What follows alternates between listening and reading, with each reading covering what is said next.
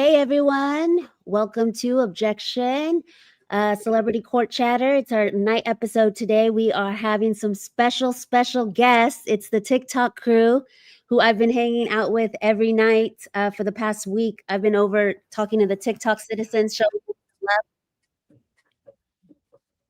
Oh, am I echoing? Okay, hold on. I had the YouTube up. Sorry about that, y'all. I was echoing. Okay, so I'm gonna go ahead. Doesn't need no introduction. Our very own Elsie. We all know her. She's a fellow TikTok sleuth. Thank She's you. the founder of FAFO and Associates, which I know that it's more like law related, but I like to think of it as a law/detective agency. Okay? It is. Okay. Because I was like, she's super sleuth over on TikTok. I love all her work. We also have Reddit Clark in the house, who got us the recording. And we have Carol, who is the founder and creator of docketupdates.com, which is where you can find all the stuff related to Baldoni versus Wayfair and all the adjacent cases. And I know we've talked about dockets a bunch on this channel. So she said she'd agreed to come on the show with me when I do the docket show and all the other different dockets, like the Diddy docket, the Demore docket. We talked about several different dockets on the show. So this will be a new one that we can add to our collection of web dockets. And she offered to come on. So how are you guys today? How is it being on YouTube as opposed to because I know Elsie knows YouTube. I'll let everybody go. Then I'll go. Okay. Oh, well, it's definitely a different platform, and this is a first time for me. So I hope the audience is a little forgiving. Yeah, and Christina, let me put this up right here. She said that we're both on live. So y'all, if y'all want to go on Elsie's, if the chat's a little cooler over there, y'all can go to Elsie's. Y'all can stay here. There's different chat. I don't mind at all. She's like, are we gonna split our views? Like, if you guys want to go support Elsie's channel, I want to go support Elsie's channel. I'm a big supporter of Elsie. Wait, what's the last comment you see? I want to know. Are we really splitting the comments? I feel like we get everything. No. Yeah, I get everybody's comments. Yeah, streaming. Yeah. Chris, and the last person I have is streaming both. Usually people will stream both sometimes. Or that is so cool. Because I usually have smaller creators on here, and so I like them to get like watch hours and stuff like that. So people will get like 2 computers or like streaming both, or like get their husband's computer, whatever. So thank you for all the citizens. Quick shout out to Laura and Christina, who happens to be Elsie's mom too. So they're doing double duty today. Hi, you guys. Okay, so I guess I'll say how I'm feeling being here, because you guys know I've been MIA for like I feel like 8 months is an exaggeration. You haven't been live in 8 months. I feel like I might be exexaggerating, but I haven't been live. You went live with Lauren just not that long ago, like 2 months ago. Well, yeah, I mean like my own live. Like I've hopped on live with Lauren, like while I'm in a car or like I'm lying on the couch. Like I haven't done this in like a good, I feel like 6 months might be accurate, but they know why. They check in with me. Can you see the comments? They're asking if you can see the comments. You can see the comments on the right. Clark, you and Carol can see the comments? I just had to pull YouTube up on a different screen. Oh, because you're on your phone, huh? Yes, I'm on my phone. You're on your phone. But I could see it on the computer. If you're on the computer, Clark, the comments should be on the side of this StreamYard. There's a top on the top right. I see them. Okay, cool. Clark, how do you like being on YouTube versus TikTok?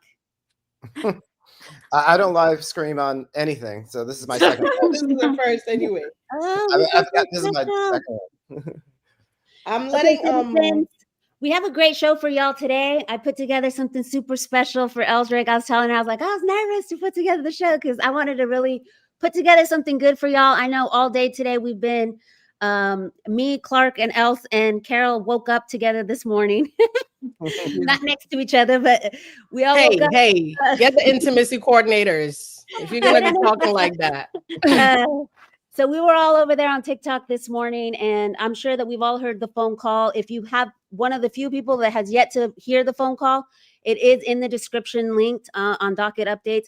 Something that I thought was really cool is that Clark went out this morning way early in the AM to go get the call, and it was given to Carol to put on her website. I'm going to pull it up here.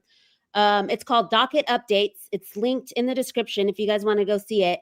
And I just thought it was really cool because, like, here's credit to Clark, Reddit Clark right here, giving him all the credit, all the flowers.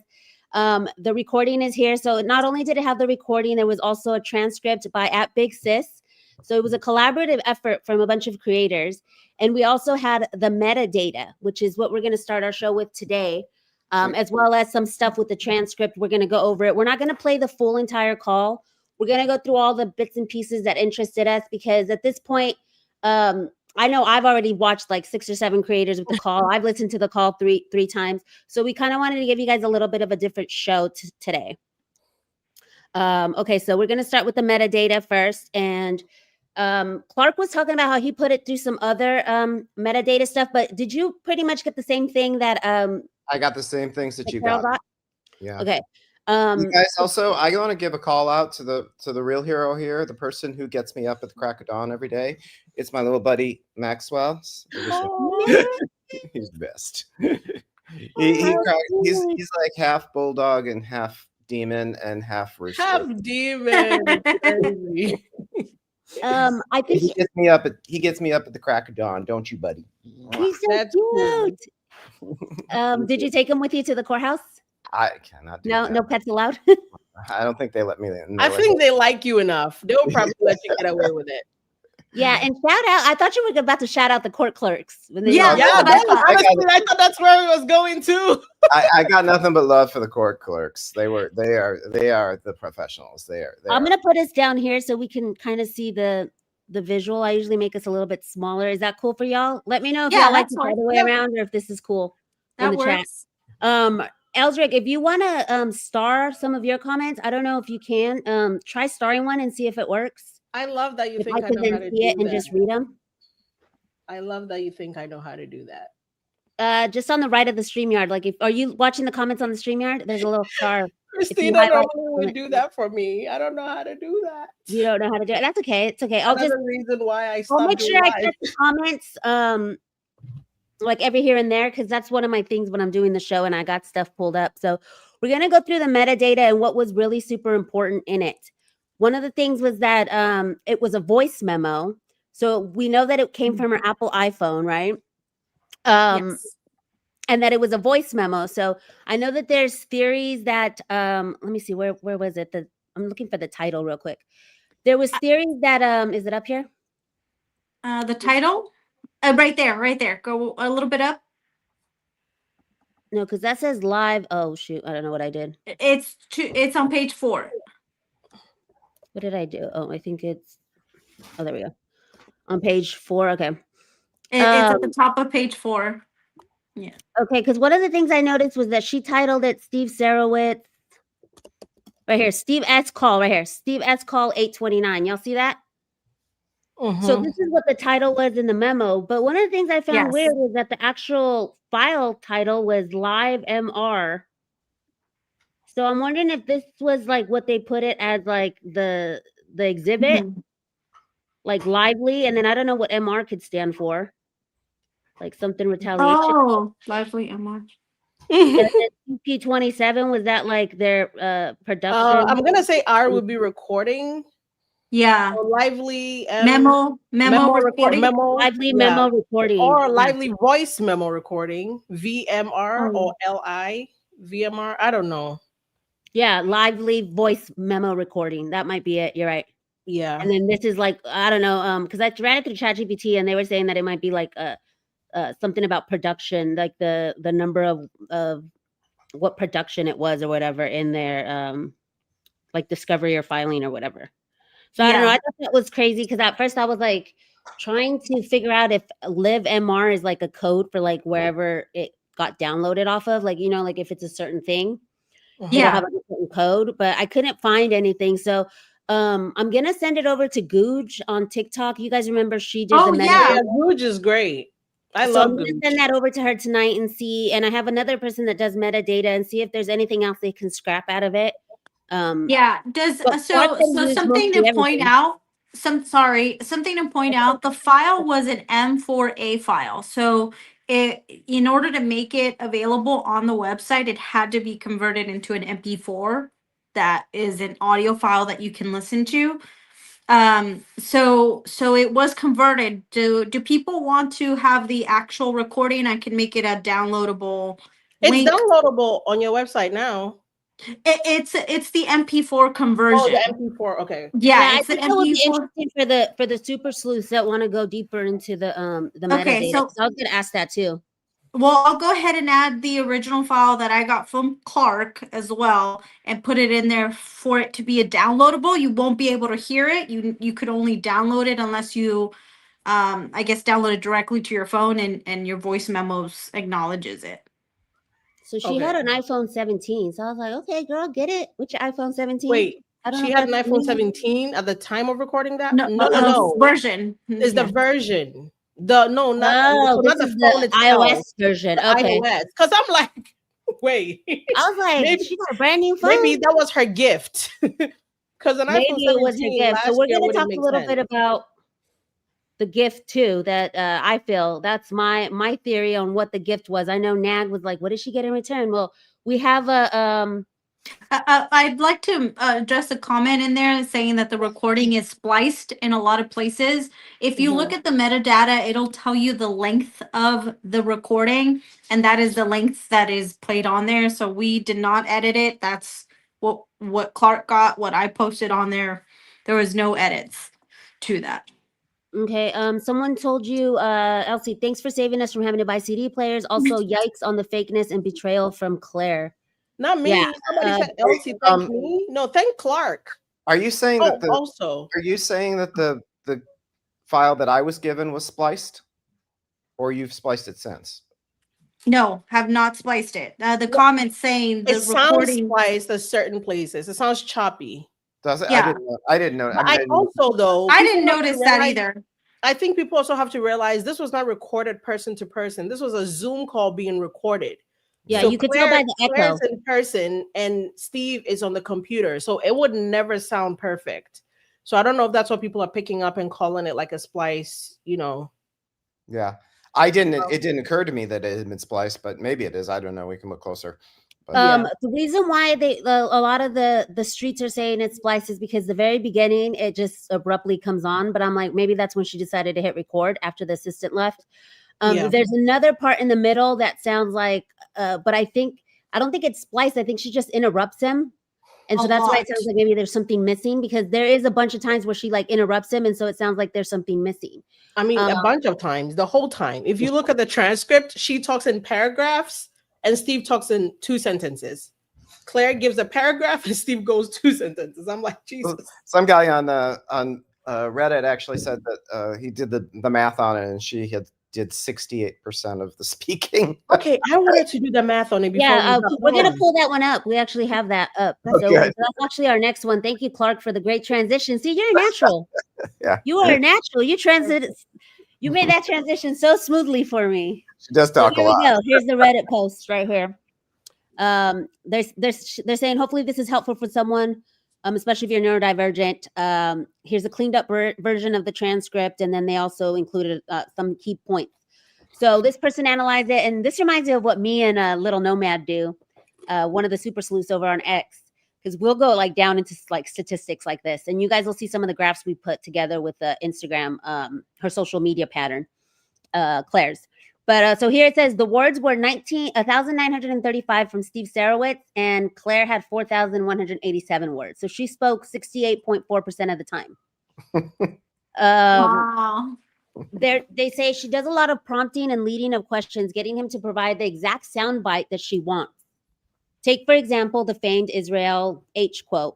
After Steve talks about all of them working hard, burning the midnight oil, whether vacation is on the horizon, and whether he thinks Blake and Ryan are done. Then he continues, I still don't know that we won't have to go into court. I just know that right now it seems like they're done. And if they persist and push the limits, then we'll go to court, and then it's all on me. Then I'll be working harder than Jamie did. To the statement about whether they would be suing Blake or Ryan, Claire then asks him, it's going to be protecting the studio, right? It's a weird jump to make, and specific language used, protecting the studio, to which he then launches into the quote. This is the first time the studio is mentioned, and she brings it up. There are only 4 times studio is mentioned, and 3 are based on Claire prompting the quote. And a minute later, a quote where Steve says the studio is fine because people love Justin. And so here you see in the screenshot, studio, studio, studio, studio. So she prompted asking him about the studio. One thing really quick that I had saved for later, but I feel like it applies here. a lot of people have a problem with this quote, right? And I get it why people have a problem. I'm not going to get too much into it because it's divisive, but around the same time, this is what was happening. This was August 1st, 2024. This was the headline about the 39,000, whatever in Gaza or whatever. This is where he got more than 39,000 whatever have been killed in Gaza. So that was what was in the news at the time. And for whatever reason, he chose to use that quote, but it wasn't like he pulled it out of nowhere or whatever. It was something that was relevant as an example at the time in his eyes. So, but real quick, what do you guys think really quick? Now let's take a pause there on the quote. Was it as bad as y'all thought? Okay, to piggyback off of that, he gives a caveat. He didn't just say the words like Israel defended itself and left it alone. He literally takes the seriousness out of it and right away almost like figures out like, if you just hear that, that sounds wild. And we cannot sugarcoat that. It sounds wild to say that. But immediately he fixes the situation by saying, I don't mean like actually unaliving anybody. I just mean that like, I'm going to defend myself to the fullest of my abilities in this matter. You know what I'm saying? Not to excuse it. You can excuse that. He probably shouldn't have picked those words. But again, in the moment and whatever is happening, oh, there goes my camera. That's what he chose to say. Maybe he should have gone another route, but he didn't. He said what he said, and we cannot. Okay, I guess the camera's not coming back. But it's regrettable. He also kind of jokes. He also kind of jokes about it. He changes his tone, being a little silly. And there was another point in the conversation where he's also a little silly when he makes the comment about the movies for women not being popular, and I think that was also in a very jokey manner. Yeah, but I think I don't even know that he was joking at that point, because he was actually, if you will pay attention, he was referencing how other people refer to women, dismissive. Yeah, he literally says they were told they were going to make $40 million, and instead they made $350 million. So he's literally 70 actually. I think I've seen people misconstrue that little bit, and it's really, he's not talking about that women female-centric films don't make it. He's saying the opposite. He's saying he said the exact Hollywood thinks that female-centric films don't make money, and we just showed them that you can make $350 million on a female-centric 77. I think it's important for us to like actually listen to the call. The transcript's great, but I think that the transcript plus the call needs to be heard if you're gonna like take it seriously. I think maybe the better choice of word there would have, instead of joking, is more playful. He was being playful with his talk. I think maybe he felt comfortable with. I'm gonna go ahead and bring on our very own favorite TikTok crew comes in. It's our favorite. We love her over on TikTok, and I'm so happy to introduce her over here on YouTube. Wow, so lucky, Britt. Thank you so much for joining us. I feel incredibly lucky. Look at everybody down here. You're welcome. Cool. Hi guys. Britt is a resident TikTok lawyer over there, one of many. How are you, Britt? Irritated that I had to work today. There's a lot of people who were like, I'm at work when the call dropped. I missed my morning show. I overslept. I usually do a 9 a.m. morning show, and I overslept. So I ended up just going to TikTok. By the time I woke up, it was 10 o'clock. I was like, you know what? I'm just gonna go over to TikTok. Yeah. And but yeah, a lot of people had to go to work. So we were able to catch up. The last thing we're talking about was whether the quote was as bad as they made it seem, or did you not think after you saw everything in context it was that bad? We just brought up what was happening at that time in August, and this was heavily in the news in August. Yeah. So, I mean, like anything, we're going to come back to our claims. So what are we looking for here? Was there protected activity? We still don't know, right? Was there retaliation for that protected activity, which we've talked a lot about on TikTok? I'm sure, people have talked about it here. There's a causation issue because she receives this PGA credit. She receives, editing abilities. She's allowed to make demands. She's fully in control of the promotion of the movie. So arguably there's no causation. There's no adverse employment action. And then she's saying the smear is the retaliation. And now we have more evidence showing that the smear was started by Blake and Ryan. Mm-hmm. Right? I mean, Sarowitz is saying we're going to have to watch our back for years to come because these two loony bins are smearing us in the media. Looney Bins was a little mean, but you know, like Don't worry, I got a little banner down here. Like, so we're all protected, allegedly. All right, like for allegedly, but like he's saying like these people are smearing our faith. They're smearing our studio, and for what? Right? Yep. So I think this is just more proof that this isn't retaliation for any protected activity. I can't believe they use this for a 47.1 treble damages motion, right? Which is you have to show that somebody brought a defamation claim with malice, right? And then they're saying this is proof of that malice because he mentioned 2 dead bodies. And it's like, okay. He clarifies it, and he even says, like, I'm not saying that she's not nice, I'm just saying she's different. Like, even he catches himself even being like, because he's Baha'i, you know, so he's like, even him saying like, you know, Blake's not very nice, and he like catches himself in that moment again, just like he caught himself with the dead body comment where he's like, let me explain what I mean. He's like, well, I'm not saying she's not nice, I'm just saying she's just different. So I thought that was like, it shows his character, and it shows that he wasn't trying to badmouth her or like, when I first read it, and obviously, you know, I knew that it probably had no legs, but it kind of made it sound like he was, because I must have skipped over it the first time. The first time I remember about it was, or maybe I had just forgotten, was during the deposition when she said she was fearful. And then later when I went back, I was like, wait, but he does clarify himself, so why would she be scared? Glow says TMZ is calling the audio an exclusive, so get ready for copyright strikes. I dare them. Right? I dare them. I'll tell them I got variant number 1. You know, variant number 1, limited edition. Right. Yeah, I don't know. I mean, this is Loki smoking. This Someone's is the Clark. We're getting you off the market. These are the mounds of evidence that Blake has, by the way, right? Like so much love over here, Clark. Let me just really quick look at this. Look at this, Clark. Thank you. Our first-hand man. Oh, right here. Thank you, Clark. Clark. I just wanted to pull all those up. Hour. You're the man. No, but Clark, everybody, I don't know what happened to my camera, guys. I'm fixing it. But I honestly, we appreciate you so much, because my only option was really to get on a plane to New York and grab that CD and then buy a Walkman while I listen to it on the subway. So you saved me a trip to New York. Guys, I was prepared. I was like, if I go to New York, I have a CD player, like CD player. So much, Carol. I didn't have one. I was gonna say, Clark, did you return yours? Yes, I did. I got into my neighbor chat group. We have a chat group in the apartment building, and I was like, "Does anybody have a CD player?" That is so funny. Did they think you were losing it? Like, what the heck? Clark? I was like, I have to get something from the federal government, and then everyone understood.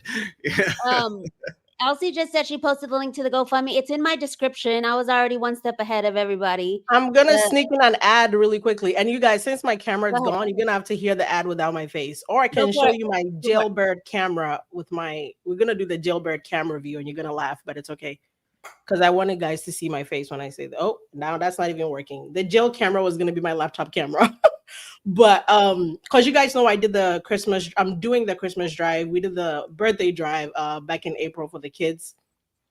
So I'm doing the Christmas one where we build on the bridge and buying a couple of things for the kids. The reason I'm doing if my camera would work, that'd be great. The reason I'm going the GoFundMe route is because and a lot of you saw the stuff that came to my house. I received over 1,000 packages at my house. I'm sorry, I can't do that again. It was actually, it was 2,000 packages. Legitimately had to unbox 2,000 packages because I can't ship them to Ghana in the original packaging. And then I had to repackage them. And then I had to pay like $2,500 to ship it. And then when it arrived, I had to pay taxes. All in all, it doesn't make sense to do that again. It would be great if I could just buy everything on Amazon or have you guys purchase stuff on Amazon and I just send it.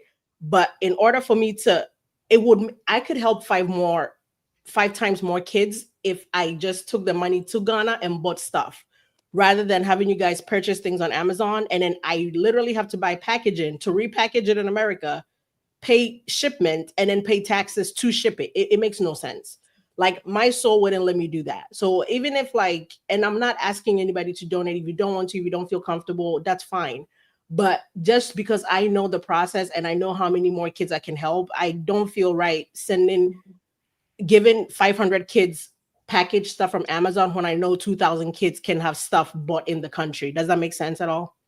Yeah, it makes So absolutely perfect sense. And for that's those of you who don't know, I she's appreciate your already been pragmatism. successful with one of her drives. We got tons of video footage of the kids with their backpacks. It was so wonderful. Y'all can go check out her TikTok if you guys want to see all the stuff that she does over in Ghana. But I did put it in the description down below, and then we're gonna plug it again right before we leave tonight as well. But I appreciate any stuff. dollar anybody gives. I swear to God, like you guys have no idea. And if I could bring all of you to Ghana with me, I would. But I have a just wanna go standing for the food. invitation. I have a I standing want you to cook for invitation. me. I want you to Anybody who cook for wants me. to go. Anybody who wants to go, my house is big enough. It can house all of us. Some of us would have to sleep outside, but let's I'm go. taking you up. I'm not those type of people that's gonna be like, "Oh, cool." I'm like, "No, I want to go." No, Everybody literally, that's buy like, your ticket. Do they got Everybody tigers? go They got lions in there. We do, but they're not like roaming. People. So they're gonna like. So we can Yes. sleep outside with the lions. You have to go to like a park. You can sleep with the yes.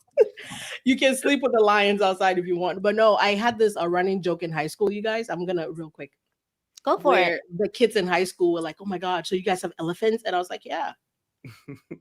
And then they would continue to ask me follow-up questions like, "So do you like?" And I was like, "Actually, my pet is an elephant." They were like, and on the spot, my ass would lie. I would lie through my teeth with no shame. They'll be like, "So what's the elephant's name?" And I'm like, "Rambo." Rambo. Like, yep, Rambo. And they're like, "Oh my god, that's so cool." Like, how old is Rambo? And I'm like, "Huh?" You took it super far. You're like, now girl, I lived with that lie. CD. I graduated high school with that lie. Somewhere out there, there's a grown woman, grown person that's like, I went to school with somebody who had a lion for a pet. Fact. Now, a time came where my ass had to cash the checks I was writing because I took 13 of my classmates to Ghana with me, right? So now we're pulling up and 3 of their crazy selves remembered I told them back in like freshman year that I had a freaking elephant. So they're looking around like, "Where's Rambo?" I'm like, "Oh hell, Rambo died." Rambo had to die because I can't provide Rambo. I lied. So they're looking at me like, "Oh my god, you want to meet Rambo?" And I'm like, "I forgot to tell you guys. Yeah, Rambo went to meet with the ancestors like a year ago. I'm so sorry." But those are the people who asked about it found out the truth. I went to college and picked that lie right back up. As soon as they would bring up Africa, and I'm like, "Yep, I have a lion too." Mm-hmm.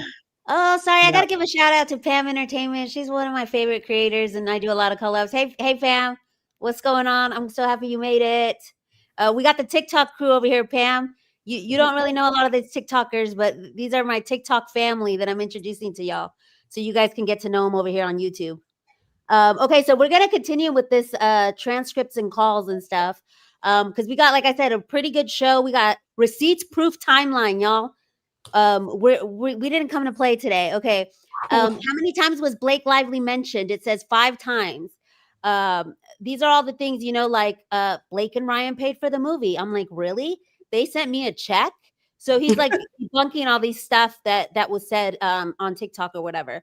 Which, as I was listening to it, and the chat astutely pointed it out, because I listened to it on Sarah's live this morning, Sarah and Carol. She starts off with like, "I haven't heard anything," right? And then she's like, "Oh yeah, I heard they funded your movie. Oh yeah, I heard they were saying this. Oh yeah, I heard." And I'm like, wasn't Jamie talking to them and all that? She seems to have a really she had a lot of info she shouldn't have had, and I don't know if someone who didn't know anything at the beginning of the call. yeah. I don't know anything. And it's like, it seems like you actually knew a lot of things. One of the things that I wanted to point out too, it's on another part, but I'll just bring it up now, is the PR thing, because y'all know me. And so part of my show here on Objection is we debate stuff. So y'all can tell me if I'm crazy or not. But when she talked about that lady on TikTok, do y'all think that's risky business? The 50-year-old PR, is risky business a PR person? No, she's a insurance insurance. Okay, I thought maybe it She's might have been talking her. about Molly People are saying Molly McPherson. McPherson. I think Oh, Molly McPherson. okay. I thought that's what she was talking about because But she I'm is like, funny. why did she Molly know can about be funny. PR and that August is the month to do it and this and that the other? Yeah, Like, Molly that has a seems video sus. saying that. Yeah, That Molly seems has sus a video. that she thought like she saw that video. Do you think that could be why they all went in on August? Like, did she give them that tip? Like, oh, I watched this video. Y'all should really do this in August because of this. I mean, maybe Leslie already knew it, but I thought that was super sus that she started talking about the PR person. Like, how do you know all this? Like, oh, you watched this and now you're telling him? Like, it was really weird to me. I think that maybe she was in on, spreading the smear, allegedly, in my opinion, only entertainment, spreading the smear in August because she knew that it would hit him harder. So maybe that's why she volunteered to record. Like, it was what, 3 days before August ended? I don't know. That's just one of my theories that it might have something to do with that too, because she just randomly brings up a PR video she watched. It's really weird that she mentioned that to him. Claire, CJ, yes. hold on. Have you guys received the random email from Claire Ayub? No. Stop it. I'm sorry. Is somebody trying to hack me? What is this? Did you just get an email? I just got an email from. Are you shitting me? Hold on. Go live with Why it. is my camera not working? Can you guys see? Can you share your screen? Read it. Do it Okay, I'm gonna dramatically. read the email. So it's from Claire. I actually got it a while ago. I got it at 7:30. Jesus. Okay, hold on. I just looked at my group chat and I realized Donna had text. She also got an email. So she was asking if I got it. Apparently. Okay, here we go. Where's the email? First of all, is this a fake person or is this Claire for real? She would be a nut job. Well, she's already a nut job. I think it's her. Holy hell. Okay. Event name. I'm sorry, she's inviting me to an event? What the hell? For creatives looking to dig deep into making progress on one major excuse me? Recommended for one-off sessions. Cost $110. Claire. I'm sorry. Wait, no. Is she trying to use me for free promo? What? That's what it sounds like. She's trying to sell you something. She did also say though that she mentors Black women. So God knows she did not, girl. didn't she in the recording? She was like, "I mentor Black women." I was like, I think she's trying to she's sending this to creators, hoping we would trip out and talk about the fact that she sent us these emails as promo. So people who actually want to create whatever things can go buy her. You think I'm clicking this link? I'm Don't with Jill click H. on it. I'm with Jill H Click. in the comments there. She says sounds like spam. I bet somehow like there's some AI thing that connected her name to your TikTok account. But Donna got the same text message too. You know what though? Let's see Claire's Instagram. I'm hurt. I'm a Black woman. I need some mentoring. I didn't get nothing. You know what? It's the same profile picture she has on her thing. But what I want to know is I'm going to go on her Instagram, see if she actually has this event on November 2nd on her profile, like a legit event. Smart. Yeah, go check it out and see if it's there. But either way, it won't work. I'm Spanish and Portuguese. I don't get like the special creative. Falar português. I can't speak it. I can read it and I can write it. I was learning how to speak it before Blake Lively. I was on like level 8 of Duolingo, like really going super good. And then the Blake Lively thing hit. Claire has lost it. Now she's trying to scam me. Hold on. The email is from, I feel, so my phone is asking me if I know the sender, if I want to report it as a spam. So it's from a CEAYOUB@Gmail. Would she have a Gmail account? Wouldn't she have like a website? Doesn't everybody have a Gmail account? Yeah. I guess that's like the entry. The entry. Who else got it? Just you and just me and Donna so far. Nobody else. Oh, I'm never clicking the link. Christina, I know that much. I don't know much, but I know I never should click the link. I'm gonna let that live, but I'm not messing with that, and I'm not giving a free promo. Okay. So I know. You guys do not go support that. If you're watching me, don't. Kids. I was talking about it earlier. Like, I don't know about her mentoring kids. Like, that's why I don't and the recording harass her or nothing like that. But I do want people to talk about this because I feel like the more people know, I know that if I had a kid, I would not, be wanting Claire to mentor my kid in no creative project, knowing what I know about her. I So mean, that's those why I want the eyes story to go alone. bigger. And I appreciate Carol for putting it up on her website, docketupdates.com. You guys, can we Love, take a love, minute love. for that? Like, understand that this is not Carol's field, okay? She woke up one day and said, I'm going to figure out how to make this website. And she did a heck of a job. Yeah. Like, Yeah. so just give Carol her twos right now. 'Cause I had Thank it up. you. I had it up for the end, but I like everything's going organically as we go. I got all these tabs, but here it is, right here in its finest. Docket updates, latest news. You can find all the latest news. This is all that's coming soon. It's linked in the description, y'all. But look at this. I love the aesthetic of the everything. black and white sketch. It is so But cool. CJ, were you in the live still earlier today when we figured out that on Claire Ayub's website, there's a sticker that says never trust the quiet ones? No, Yeah. So Claire Ayub is selling merch on the Empire Waste website because on the call, they talk about how she wanted to sell t-shirts and Mhm. split the profit 60-40 with Wayfair or whatever. So I was like, oh, let me go see how these t-shirts look or how they did it. First of all, there are no t-shirts, but there are stickers. And one of the ones that stuck out to me literally says, never trust the quiet ones. No And way. I do want to point out, like, the shop is not a functioning shop. It was put up as a joke to Oh. prank. It was to prank Chris, Reputation Okay. 911. Never trust the quiet ones up there. So we can buy And it was done as a prank, so you really can't shop, guys. I'm not trying to sell you anything. Please. I made it. We were pranking someone, and we're like, oh my god, they have the hat that you say. You introduce all his videos. He starts with, "Hey everyone," and so we had only that hat, and then we're like, no, let's put some more items so it we can pull this prank on Chris. And then we were like, do you think that this is Jed Wallace that did this website? No, but today though we look like Jed Wallace when we were looking at the map of people in the world who are looking. Oh, we yeah. looked like their group chat. Remember in their group chat when Yes. they were like, "Oh my God, there are 2,500 people on the website right now." Yeah, That was there's another been. thing I wanted to shout out. It was 2,000 something people eyeballs that were on it. I think we eclipsed. Yeah, it's up to 2,700. 4,400. Oh If wow! Clark Visitors, hadn't gotten yeah. the call, if the call hadn't been, because this is like a one-stop shop to get the call, it made it so much easier than to put it here, put it there.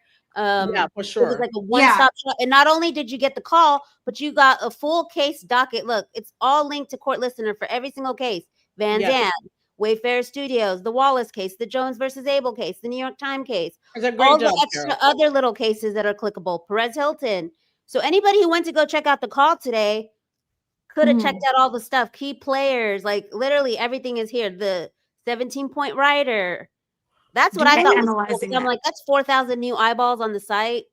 I thought Oh, it was yeah. really cool. It's great. Yeah, I have two other people that want to help put stuff together. Right now, we're working on a calendar.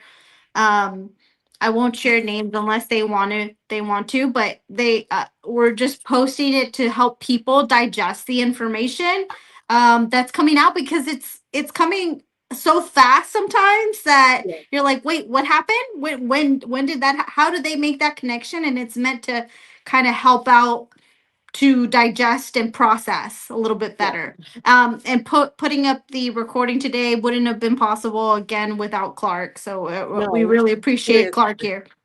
Yeah, Love and We you. got to it's give the Clark his power of flowers. everybody coming together too, because Big Sis did the transcript, and like you said, you have other people who are helping you. I love this when it's like about us, and I expected to see like your picture or something, and it's like, pause. We're chronically online and following this case. That's all you need to know. Okay, continue to route. Speaking of transcript, CJ, did you are you going in chronological order, or do you want Yeah. to jump to the? You are. You are Yeah, going I could go to the timestamp that you were talking about. What Okay. is the timestamp? So it's 2631. A lot of people have messaged me throughout the day, and they have this. It's a bit confusing. I get it, but on the transcript, if you guys have it in front of you, or I mean, I can't share my screen. I got it. so I got CJ, it. you have to pull it up. Okay. So if you go to 2631, and I think it's page 23 of 37. I had just put it. I had pulled up this one that was like a little cleaner than the one on the docket Yes. update. Okay. So- All right. So just before, so let's just start from 2624. Steve Sarwood says nothing really hit our studio. Basically, people love Justin and they still love Justin. Claire says, yeah, that's good. And then Steve starts, I don't know if we can listen, but I'm just going to read it for now. And then Steve says, and if you meet Justin, how could you not love Justin? And I think that's just a figure of speech. It's almost to say to know him is to love him, you know? I don't think Steve is in any way saying Claire and Justin have never met in their lives. We know they've met. Like, are we not sure of that? Like, is that confusing somehow? We know for a fact he was on the set. There is video, correct? Yes, but one of the things that I saw was that I never saw pictures of them together on the set, and I didn't see her in the video, but I'm assuming if she's the director and he's on the set, that they would have met at some point. I don't have the for it, but I also think it's super easy to dispute whatever Claire said. If Justin was never on the set or they never met, there wouldn't be any need for even trying to justify the entire he was verbally abusive. The reply would have just been, you've never met him. Like, was he verbally abusive on the phone? What do you mean? You know what I'm saying? So I agree. I agree with that. There's the thing. I think what he said was, he said, if you met Justin, but he meant it in the sense of when one meets Justin. Yeah. Because I feel like they would have immediately said in their response, the person who alleges to be verbally abused by Justin never met Justin. Like that would have closed that case right away. Yeah. Because I think he was trying to, exactly, Clark. She was trying to draw the parallel. Well, Steve was that Rainn Wilson is of the Baha'i faith as well. And their sets are pretty much ran the exact same way. So, but Claire, and again, that's something I find so very interesting. If you're Claire and you were sent in there to do a job, you botched it. Because whenever Steve brought up Justin, if you have in fact had experiences, what does she call it? Negative experiences, negative interactions with Justin that you don't deem appropriate. And if Steve sounded like he had no idea that you'd ever had any issues with Justin, the way he was talking to you. Because like when Steve said, and if you've met Justin, you love him, Claire, instead of saying, I know, but yeah, I'm just sending good energy, you should have been like, you know what, other than the fact that even though me and him have issues, you could have said that. If this is something Steve knew about or actually happened. But to try to convince me you recorded this conversation because you were scared of Steve makes no sense. Steve barely said anything. Go ahead, Clark. Go ahead. Yeah, it doesn't make sense to me that she, that Steve would talk about Justin in that way, knowing that she had banned him from her set. Exactly. And like, it doesn't like, and I guess I can buy like that Jamie was the pain sponge and insulating Steve from the worst of it. But I still think like if one of your major principals of your studio was banned from a set, probably everybody would talk about that, right? I mean, you would, especially as he's having problems on another set, right? So then it's like, we need to talk about Justin repeated behavior. 2 different sets are having problems with him. And to your point, Clark, like, why would you say like, hey, even though I would know or should know that you made a complaint about him, like if you knew him, you'd really love him. Or like people who meet him absolutely love him. And she's like, I'm here because I made a complaint about him. So that's awkward. Yeah. That doesn't sound, it doesn't sound like that's how he was approaching it in any way. Like, it would have been the perfect time to say that. I would be like, well, I understand that you've had your problems with him. I find he's very friendly, and maybe you two especially with the care he's giving, talking about Blake, who isn't even in the room, right? Exactly. So exactly. Like, it just doesn't seem in line. He acknowledges it. How could you not love Justin? She says, I know, but yeah. Like, so, and even in another part where they talk about Justin, right here. Yeah, that's good. Like she's saying, like she's agreeing with him. And one of the things somebody pointed out was that she is not a reliable narrator in this whole call. Why? Because she knows she's being recorded. So this is performative. She's performing. But I feel like it's actually authentic. You see his true self because he doesn't know that he's being recorded and he doesn't know that he's going to go out to people or whatever. Whereas she is. So you feel like authenticity coming through. And that's where, even with that information, that's why she still cannot be believable, because you're recording, you're trying to get incriminating information. You should have been inserting the bad mouthing of Justin, except you couldn't do that generally because it doesn't exist. The minute you said anything bad about Justin, Steve would have been like, what are we talking about? And then you sound crazy. But instead, whenever Steve tried to say anything good about Justin, she would deflect or get away from it very quickly. And I think earlier, I don't remember what video we were watching earlier this morning, guys, remind me, but whose video? We were watching somebody's video this morning, and they were trying to say I would give her that, like, whenever Justin's name would come up, she would get away from it. But now that I'm thinking about it, it's not that she was getting away from it because they have history. It was that she cannot, in genuinely good faith, say anything bad, but she also cannot be heard on the tape singing his praises. So all she can do is get away from the conversation and try to, and I think further down. Oh, that's a good point. That's a really good right? point. She cannot say his praises, but she cannot genuinely say anything bad either. So she has to just get it off of Justin. Because it's also documented. You know, she's Exactly. documenting herself saying the stuff that's never happened. Yeah. And further down, Steve says, which part? Further down, I'm trying to remember. I wrote it down, but I didn't put the timestamp. But we'll figure it out as soon as I say it.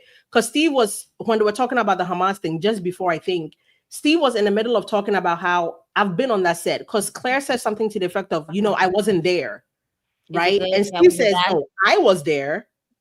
And then Claire interrupts Steve and be like, whoa, was it bad? Almost like she was ready for Steve to pour his little heart out. There we go. 21:14. She goes, you were there. Was it bad? But reading was it bad and hearing the way she said was it bad is completely different. I don't know if you can play it, but she says was it bad, like in a gaspy, like I can't. And then Steve play and I know it says Steve says no, but that's not. He didn't just say no. It was like a revolting, resounding no. Like I love that he was like no. I mean, it's the worst set Justin's ever been on. It almost was like the set itself wasn't bad, but like what Justin had to deal with was kind of bad. Had to deal with was bad, right? And I feel like right there, I wonder if Claire, I'm imagining Claire would have sat up, waiting for whatever Steve said, and as soon as he said no, she would have just sunk back in her chair like, oh shit, I thought I was about to get something here. Okay, can y'all hear this? So there's been a lot of speculation, and if I may just speculate, I know I'm late, so maybe you guys already had this conversation, but it seems like the speculation and the consensus among the Baldoni folks is that she was sent in to get dirt on Justin. It sounds like she was sent in to suss out whether or not Steve would bankroll the litigation, right? I believe that Blake was afraid of Steve Sarowitz, but it's not because of this 2 dead bodies comment. It's because he has money to push back against this fight she's initiating. Can I say something right before you go? What, it wasn't playing. I don't know why my audio isn't playing because y'all couldn't hear it. You have to allow it. Could y'all hear the audio? Play it again. Yeah. Or was it? Yeah, it's good. Okay. CJ's good. Now it's not good. No. I think that might have been me. I was trying. Oh, with my go recording. ahead then, you Clark. Let me give it a try. What was the timestamp? 21. Go back 21:04. 21. Okay, can you play it? Can you play it then, Clark? Because mine's not working, huh? It's so tricky, especially, I don't know, because I wasn't there, so I don't know what it was like. I was. You were there. Was it bad? No. Oh, Justin never has a bad set. Yes, it was the worst set he's ever been on, but no, it wasn't bad. I was there on set. It was, Justin is really kind and loving, and he's like Rain. So you imagine Rain's running a set. It's a Baha'i set. It's never going to be like that. No, it was just everything was made up. It was manufactured, and it was manufactured on purpose in order to take Justin down. it sucks. I'm sorry. I'm just. Please, girl. Actually, to provide a devil's advocate to you, else is that she did actually get what if she was sent in to get something, she got a good quote. Yeah, because even those of us on Baldoni's team can't really say that we're down with that Hamas quote. Of course. No, it was a bad analogy, but you can see why, because I ran it through like a semantics intent on ChatGPT, like, because I was like, is it like, what was his intent in saying it, whatever. And, based on the fact that I guess he was Jewish or whatever, like his connection to that's the analogy he chose to say. Now, was it the best analogy he could have said? No. Obviously, nobody agrees with that. So they did get like almost like blackmail type of stuff on him, right? Because who wants to be the guy that's known, like, especially with such a touchy subject, people getting canceled left and right. We saw Gal Gadot, which was like the opposite because she was pro-Palestinian or whatever. But no matter what side you're on, there's people getting canceled for their opinions on these different things, right? So Well, I think that's what they expected was for him to be immediately canceled. That's why I wanted to ask in the beginning, like, was it cancelable? Because even though it was bad that he said it, I don't know. I feel like at that point he was put like all the way up against the wall and he wasn't thinking. I think if he was, go ahead, Clark. My perspective is just, everybody says something they regret. It seems like he immediately regretted. Immediately. Like as soon as it came out of his mouth, he was like, oh, God, no, I don't really mean dead. And this is him not even knowing he's been recorded, He just was like, I probably shouldn't have said that.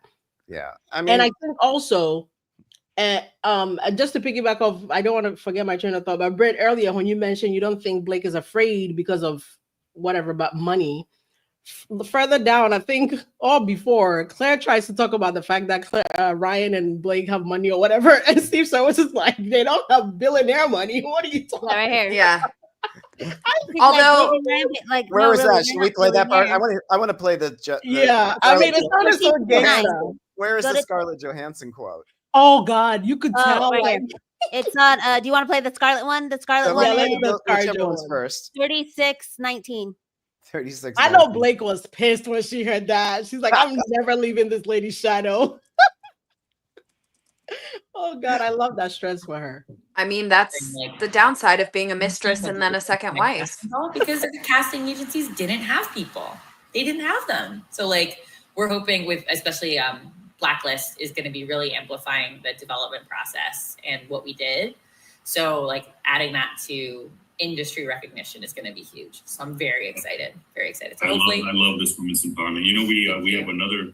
I think I told you another first-time director we supported. Yes, a woman named Scarlett Johansson. Yeah, I'm so excited for her. I'm so excited. We're trying to get her first big break. Maybe people will hear her. I mean, but Scarlett Jo, who? I can't. I love it. No, but honestly, every time you're a first-time feature director, it's your first time being a feature director. It's tough. I love that. She was so cool, calm, collected, and confident. No, and nice. Which is what you want, and just professional, right? You want someone who's professional who you do. It's so interesting because you work with so many people, and almost everybody's nice. And then there's Blake, who's just totally different than everyone. I'm sorry. It's not to say anything bad about her, but look at his shade. His face won't allow him to throw shade. I think for the most part, most people see what we're doing, see we're nice, and they're nice back, even if they weren't perfectly nice. And I just think some people forgot to learn how to be nice. The industry. I left her for a while, Steve. I left her. And you will be again. Oh my God. I don't think she'll ever work again. But did y'all catch the ScarJo shade she was throwing? ScarJo who? Nice, tiny, little, small. And he didn't catch her sarcasm. He was just going along with it, like sweet little innocent Steve. Oh yeah, no, she is. She's a first-time director. I'm like, no, she was throwing shade. I'm just thinking she probably was like, if Blake is gonna hear this, I can't be singing ScarJo's praises. ScarJo who? Let me just say that. That way they pay me. They pay me my money because I'm here on a job. I can't be singing ScarJo's praises. I just know Blake heard that and was like, I'm suing everybody. That man was over there singing ScarJo's praises. She's nice and I'm just different. What does that even mean? Ryan, call the lawyers. I mean, part of the thing, when you're listening to this, and if they ever, I think you're Britt and other people are probably right. It'll never be shown to a jury, but it just kind of the worst thing he could come. This woman's coming after him and taking his attacking his studio, taking the film and his friends. And the worst thing he can come up with is she's different. Attacking his faith. Oh my God, what a monster. Attacking his faith in the press, trying to make his faith look bad. And, a lot of people don't. Somebody's faith is a huge cornerstone of who they are and how they see themselves. That's not nothing. Mm-hmm. So yeah, I agree with that. He said the word different, and he felt like he had to make sure that wasn't coming off bad. I don't mean that in a mean way. And that's the same thing he did when he backtracked about the quote. He was like, I mean, not dead, but dead to me. Like that, and then Claire goes, dead to me. Yeah, what the heck? So one of the other little Easter eggs that I found that I haven't seen anybody really talk about is this woman here that she talks about, Ashmi. I want to give major kudos to Ashmi, who's kicking ass at marketing. You're giving her cooties? Kudos. Did I say cooties? Kudos to Ashmi, who's kicking ass at marketing. And so I was like, who is Ashmi? So anyways, I went into the Timeline Info, my favorite website, aside from Girl, that's my favorite website. Stop. It's the Bible. The lawsuitinfo.com, if you know, you know.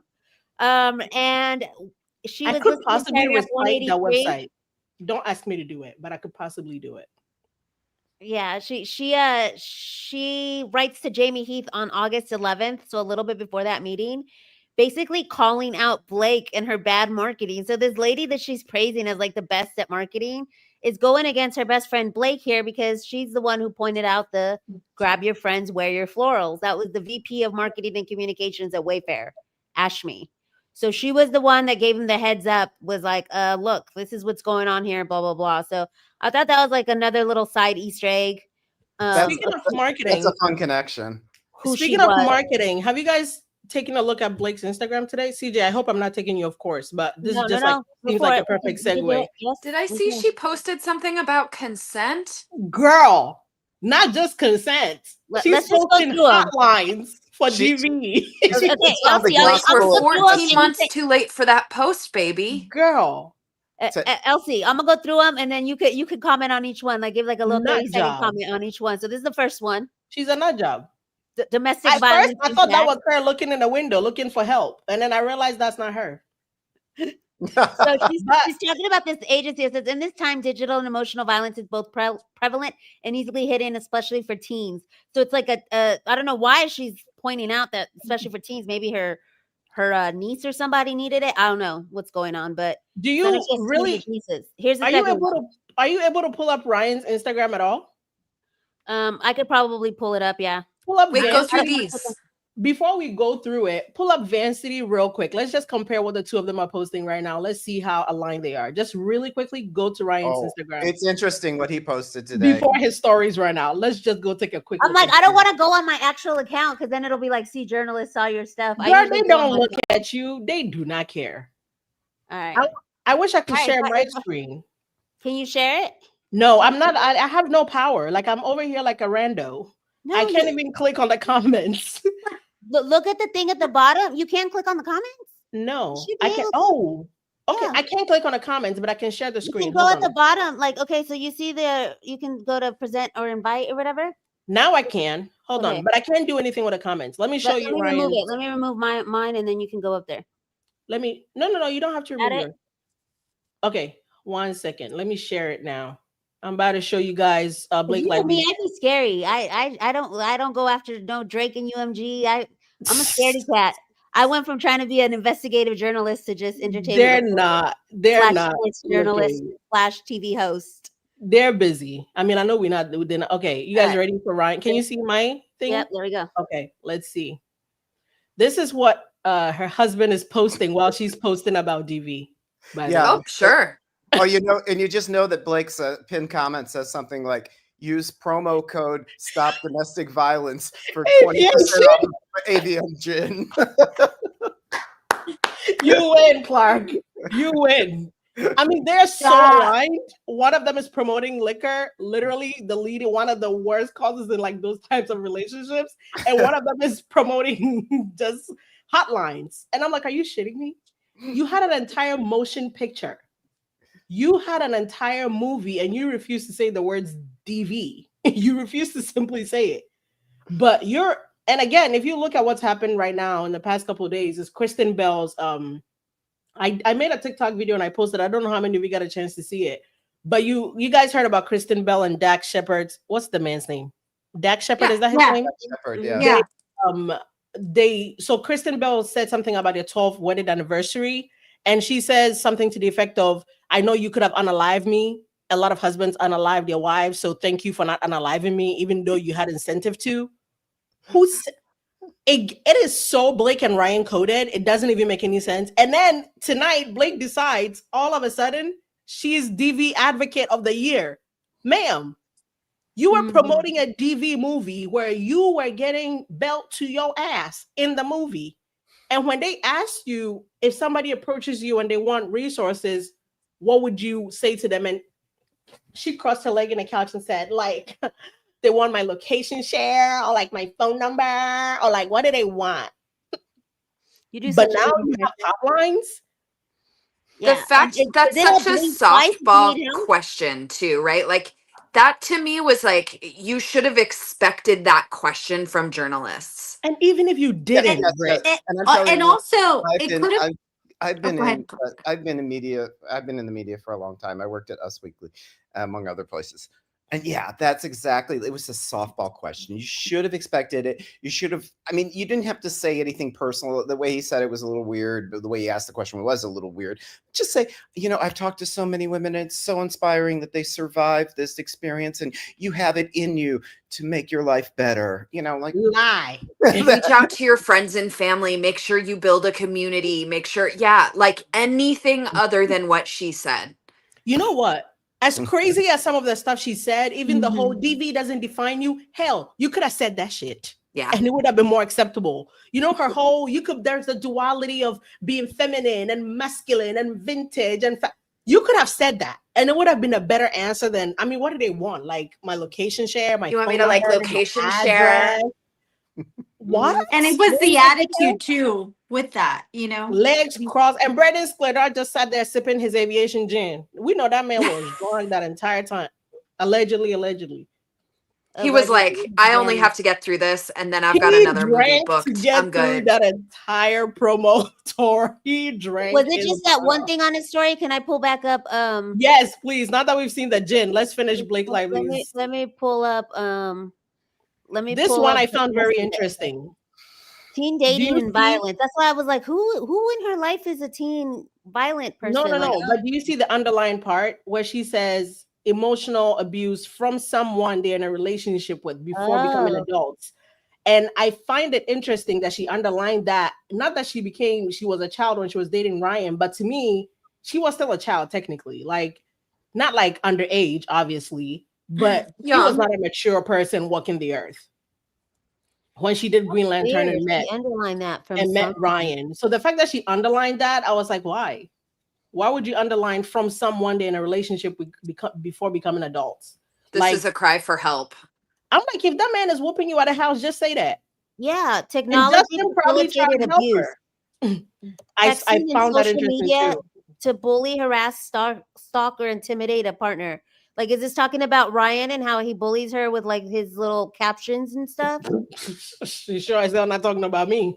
I mean, in her mind, I think she thinks it's a little bit of shade directed at Justin. Course. But it's like we have seen all the evidence where Justin is reacting to the stuff you put in the media. You are the abuser, Blake. Speaking of, I had a tab of what was going on August 29th. And do y'all think that this is shade? So this is a question for the panel here. August 29th, actor Justin Baldoni praises Jet Set Group private jet travel, right?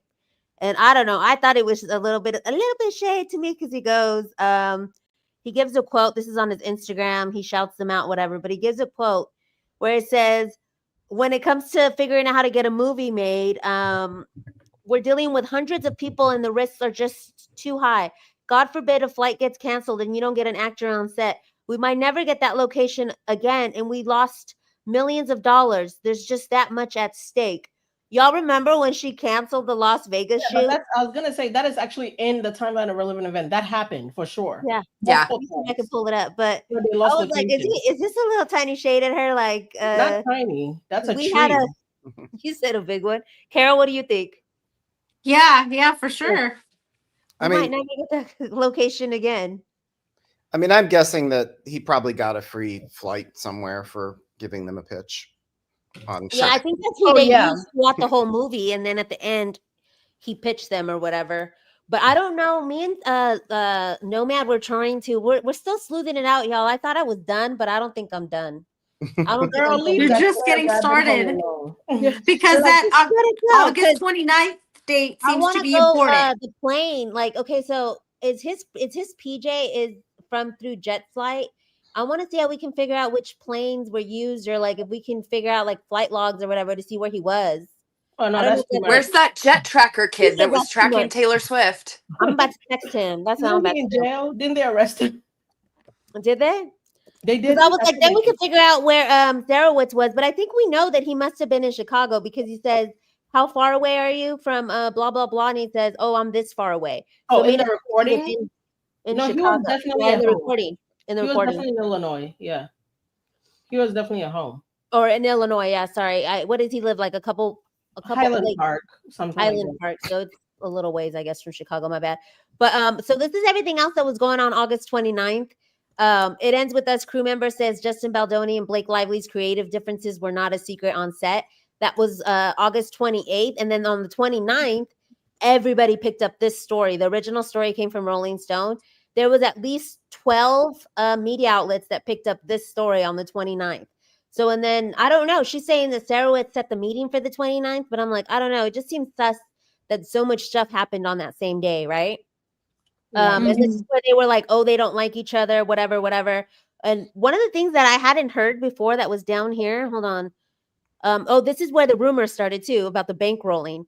There was such conflicting ideas. So that's why on the 29th, he was talking about these articles.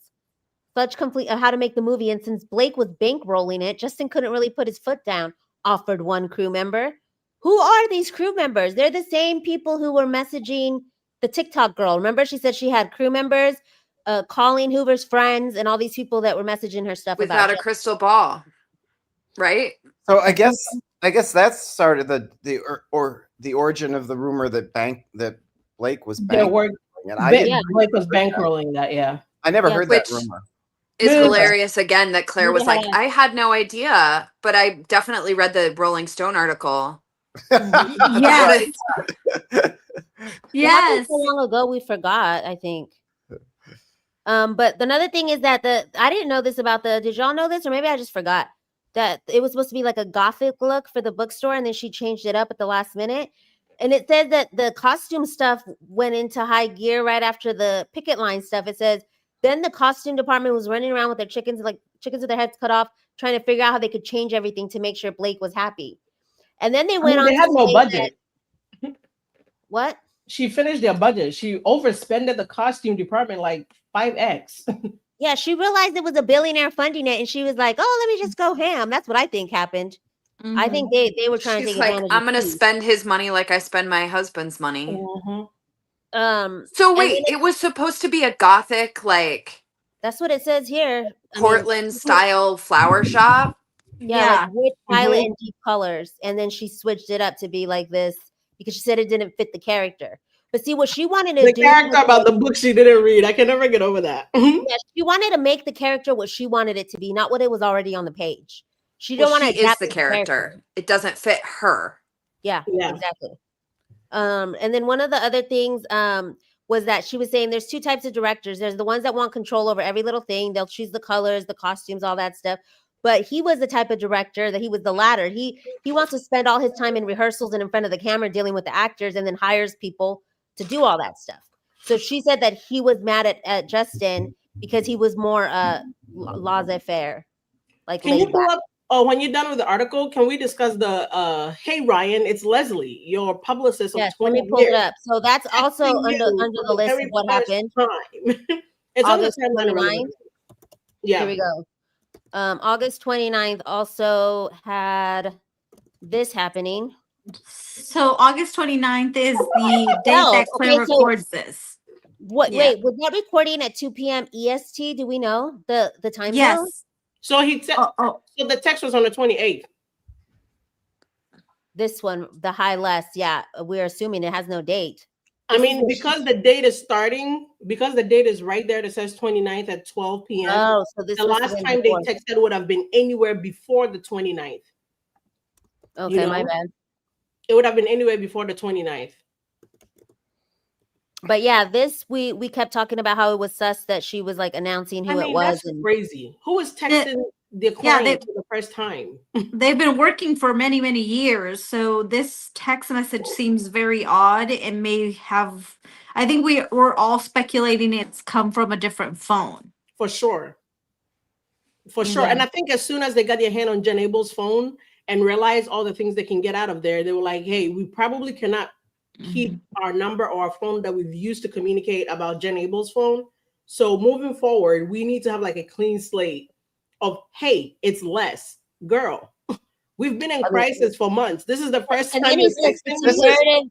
It's imperative that we didn't talk to nobody. You didn't talk to nobody, right? per the instructions I gave you at the Denmark premiere, which was the 6th. But we all know she did talk to somebody on the 8th, August 8th, and then we know that TikTok girl, somebody was messing with her. She's got a bunch of DMs from a bunch of people on the 8th, and all the other stories started dropping on the 8th. So they weren't in favor of Baldoni. Baldoni wasn't dropping bad stories about himself. Who was dropping all that on the 8th? And this is like damage control after the fact. Like, you didn't say nothing, did you? Because it was spreading stuff. This is a fake alibi. I mean, this is what I'm seeing is a fake alibi. You know, it's like, oh, hey, this is you. This is your publicist of 20 years. Oh, hello.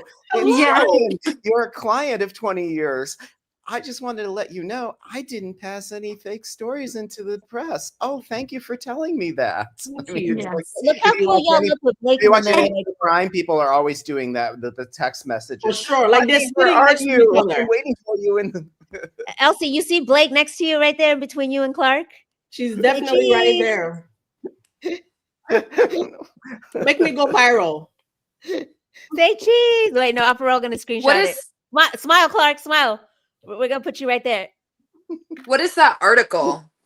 Blake's brother-in-law says what now? Yeah, so Blake's brother, let me pull up the actual article. When so the then thing dropped, and Troy Bolton's father decided, when the article dropped and Troy Bolton's father decided he's on the good side of things. Hold on, let me pull it up. I'm like, okay, and also knowing how Ryan Reynolds speaks and he jokes and he takes jabs at people, for him to say, "Oh, Bart was sweet for saying that." No, he would have never used those words to describe Clark. Yeah, defends so Gio, her following. Thank you for all the support over with Elle. She wrote the flower shop in the book was supposed to be steampunk. So thank you for letting us know, because I read the book a long time ago and I don't remember like that it said. I don't remember. It was like right in the beginning when it first started, because I actually kind of thought like her epilogue was pretty good, better than the whole book itself. But yeah, I read it right when it had started, like sometime in January. So thank you for letting us know that. But yeah, this article was about Bart Johnson, and so he was like giving her like a birthday shout out, because that's another thing we're gonna get into here as we wrap up is the August 26th. She had that that party at Homegirl's house. What was her name? Taylor Swift. I'm like, what's her name? Homegirl. She had that party at Taylor Swift's on August 26th, and I always thought that this was like the planning party to do everything, and like maybe this is where they plotted like, oh, we know someone on the inside that can get stuff out of what's his name, because this is 3 days earlier. But back to the article that was on the 29th. So her birthday was on the 26th. He was wishing her happy birthday, and so he's like, I love you, Blake, blah blah blah. And then someone commented, yeah, you should tell her she should worry about right here. Shame, she's so set on promoting happiness in a domestic violence setting without any regard for any victims. Disappointing from Blake. And he's like, I'm really sorry you feel that way. I'm sure you have a huge heart and want the best, but I can promise you that the truth has not come out yet. Some people thought was like, at this point, had Claire already shown him the call on the 29th? Is that what she meant by the truth? Or was he meaning something else? Yeah. But I mean, I don't know that you were counting on that Hamas comment or anything from that conversation to be truth. Like, well, they were planting stories at this time about kind of leading the public to believe that Justin was a problem on set, right? Because I remember this now. And they wanted Blake to be like the one who worked harder. Look, she worked harder on this film than anything I've seen her do in my entire life, because it meant so much to her. Did it? They were trying to make it seem like she outworked Baldoni. I mean, even there's this interview, a couple of them, I think, when Isabella Ferrer is sitting next to her, and she's like, I mean, this movie wouldn't be what it is without Blake. I mean, she did everything. I mean, like, girl, she did nothing but stress people out, people who are trying to do their job. And change things that are the way they are for a reason. I mean, I don't want to give Colleen Hoover too much credit, but like having a steampunk flower shop, I'm sure meant something.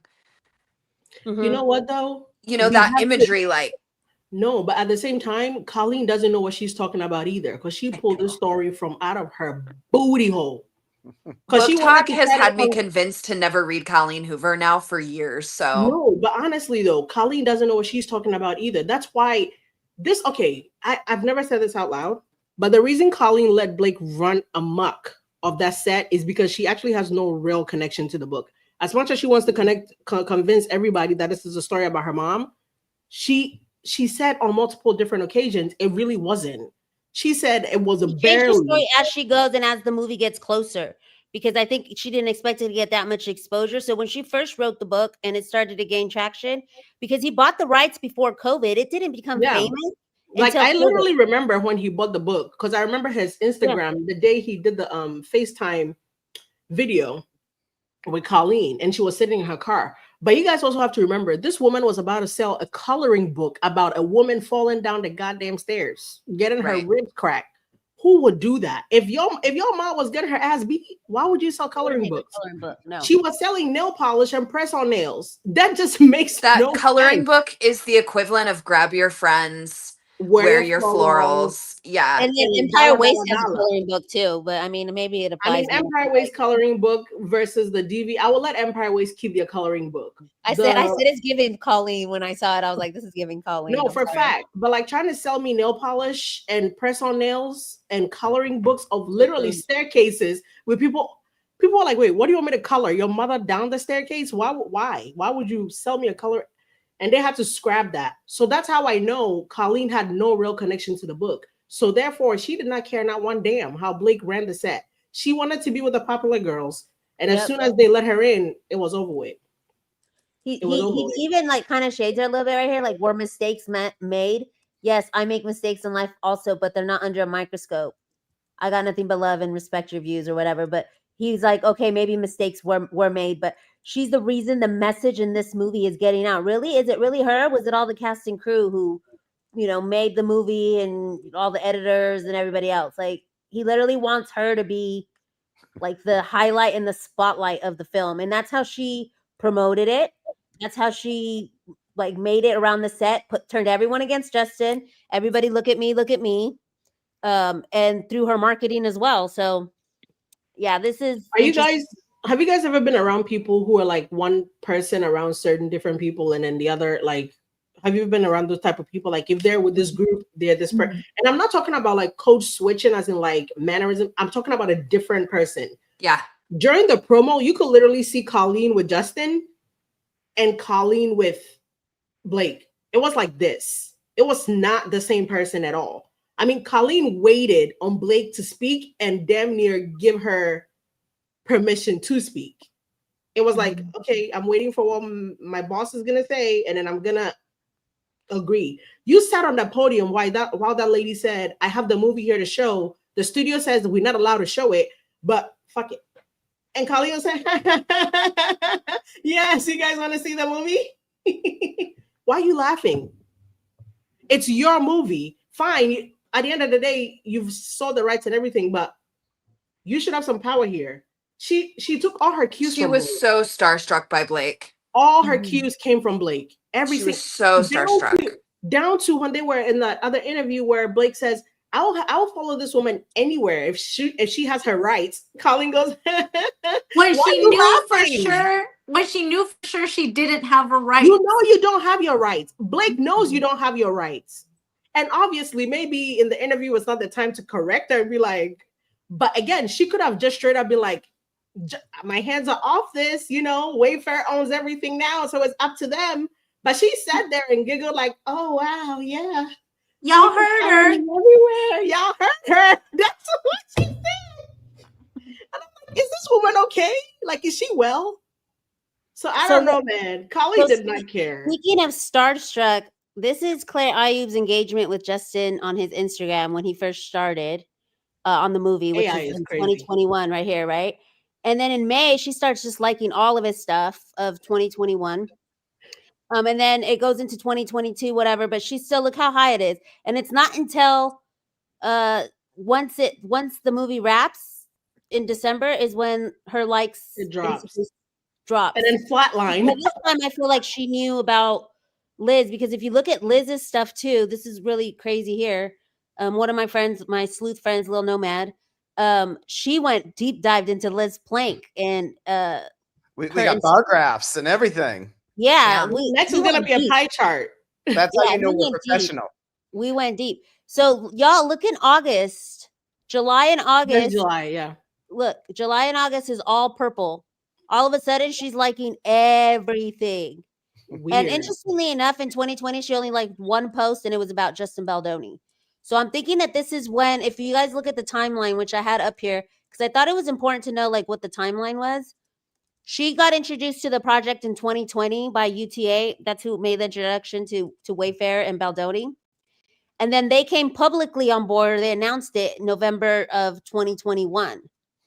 And then principal photography started in the summer and wrapped in December of 2021. And then post-production took up all of 2022, up through January 2022 when the director's cut was in progress.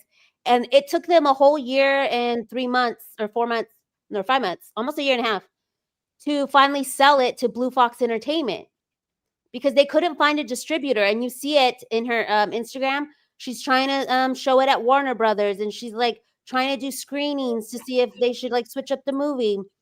And finally, Blue Fox comes on. And one of the little Easter eggs that I found about Blue Fox with the sleuth community was that Robin Lively, and this is like one that I want to sleuth further. She made a movie with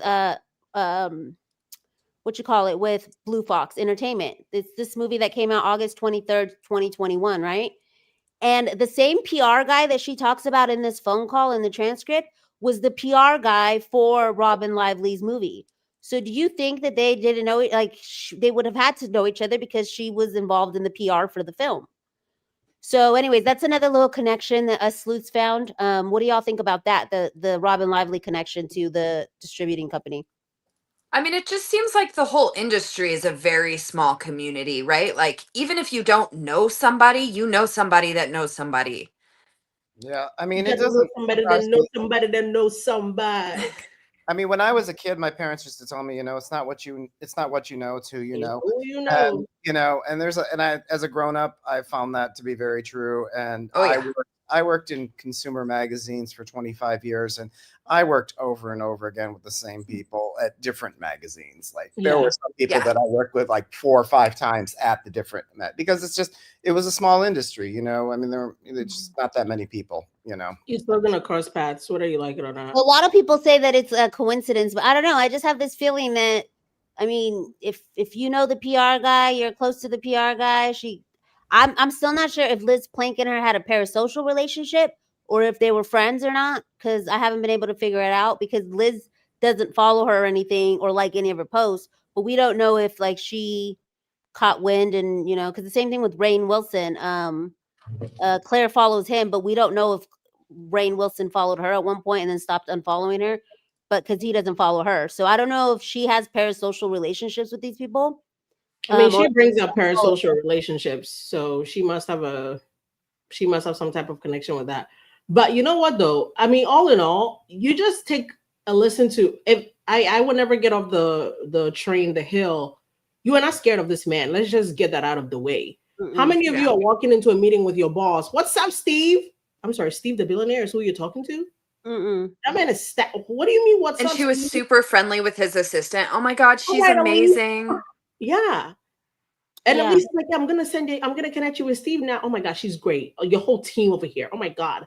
And again, I said earlier in our live, when you're recording somebody and you're the only one that knows you're being recorded, or even if you walk into a space where there's a camera, whether you like it or not, consciously or subconsciously, you're gonna act in a favorable manner.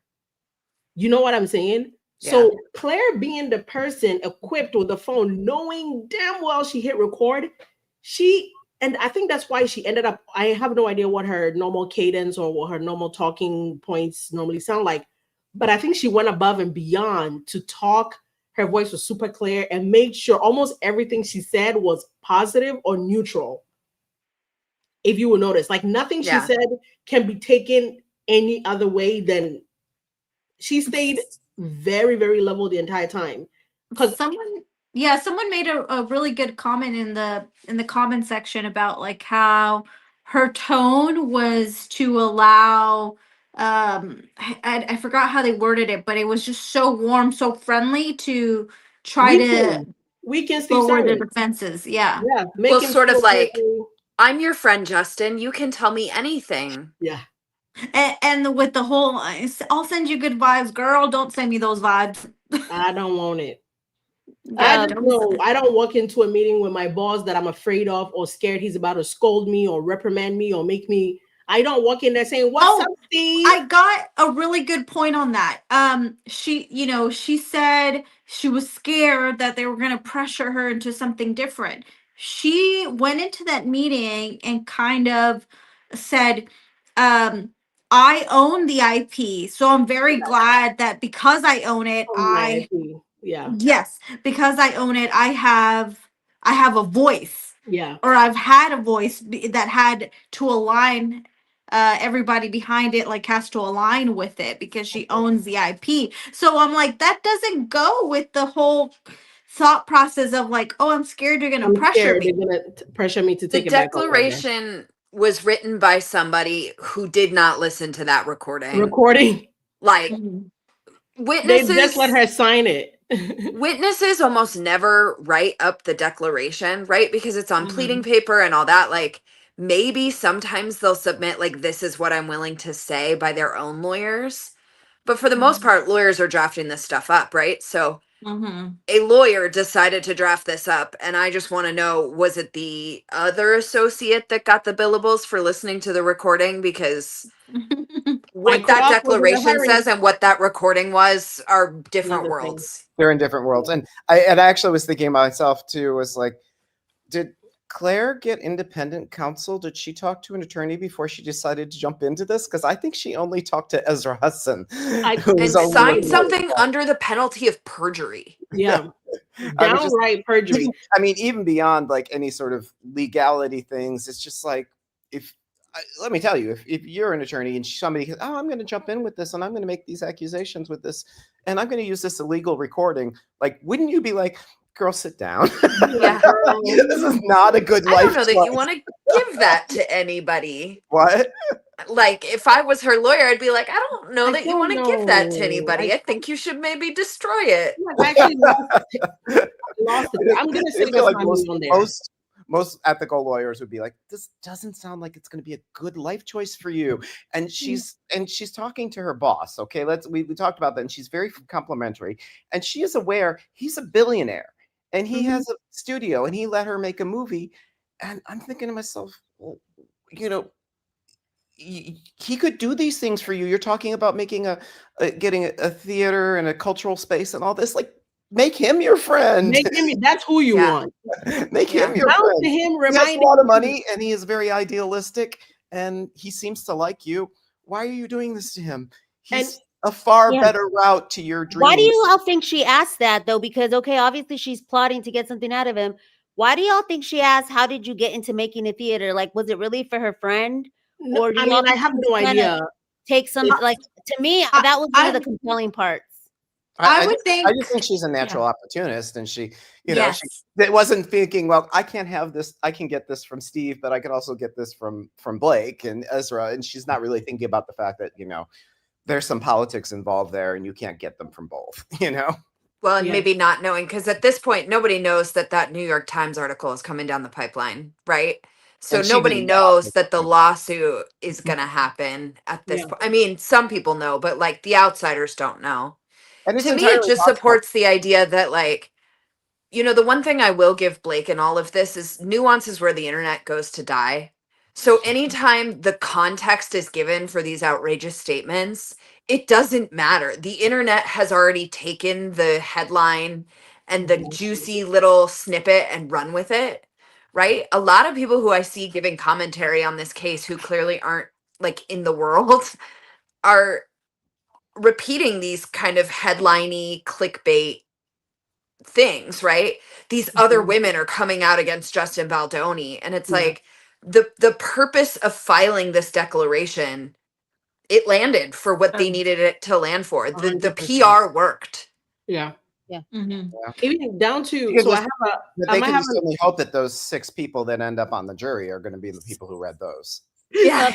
So really quickly, one other narrative that is also taking off and not working well for Brett Blake is that everything is a nothing burger. And yeah, that is true. There's a lot of build up. Everything flops. And repeatedly it's like, oh, that didn't turn out to be like what okay, do y'all think this one has legs right here? So y'all see this post right here? It says December 3rd. This is when the set wraps, right? So you guys saw in the declaration, she says that he was verbally abusive to her on set, right? We already know that he was there November 17th or whatever, and he was on the set. That's where we see the birthday video and all that stuff. And then there was only a couple days left because now we see that on December 3rd, you know, whatever. He left the set. He was there then. So sometime between, I'm saying, was he banned between November 17th and December 3rd? I don't know, but this is the wrap-up one, right? And then get this. This is the one that like totally had me gagged. Is this post by Justin Baldoni, an icon, a Black feminist author, and a woman who genuinely changed my life, passed away today. One of my best friends introduced me to her book, blah, blah, blah. This is December 15th. So, do y'all see who liked this? Let me zoom in for everybody. Y'all see that? So okay, he was abusive to you on the set. Filming ended on December 3rd, but here you are, December 15th, going on this man's Instagram. Like, it wasn't a comment where she was trying to be nice, because some of the people that were like, oh, the later comments that she liked, there, you know, the one where it was on November 19th, where she's like 5 more days or whatever of filming. You know, she was just being nice to her boss or whatever because he replied to her. This is not that. This is this woman going on his Instagram and liking his post way after she said she was verbally abusive. So let's start with Elsie. Go ahead, Elsie. Girl. We know it's a lie. I mean, I don't, you know what too though? I always say this. I'm a person that if you're using my social media to determine my relationship statuses, you're gonna fail miserably. Would you go like something of somebody's? I don't like things. I don't like things ever. So you can never use my statuses to tell. Like I don't think I've ever liked my husband's post on Instagram. She likes my text messages to her though. You can't be telling Britt, you special. That's because you special. No, Britt is like Britt knows. Britt knows what we got going on. But like I don't like things. I only comment on like actual funny things if I have a funny comment to leave, right? I don't, so I never put a lot of weight. I know people use a lot of social media cues to determine things like who follows somebody, who unfollowed, who blocked. I could not, there are people I still follow and I haven't spoken to in years. I don't have time to unfollow you. I will block you if you're being like a nuisance. But like, what about an intentional like? I mean, with this though, you can also say that she's liking the post not to like Justin's post, but to support the author. Because you know what I'm saying? You could give her that. It's interesting though, like if someone's abusive to you on set, you would forego, I guess. I would unfollow that person. I mean, I know that there's like politics and all this, but like, I have no, you know, and I also don't do this for a living, so I've unmutualed people over less. Yeah. Right. So do you think that her liking this post? I mean, I like Eldrick's. She could be right. It could be that she was like, oh yeah, this.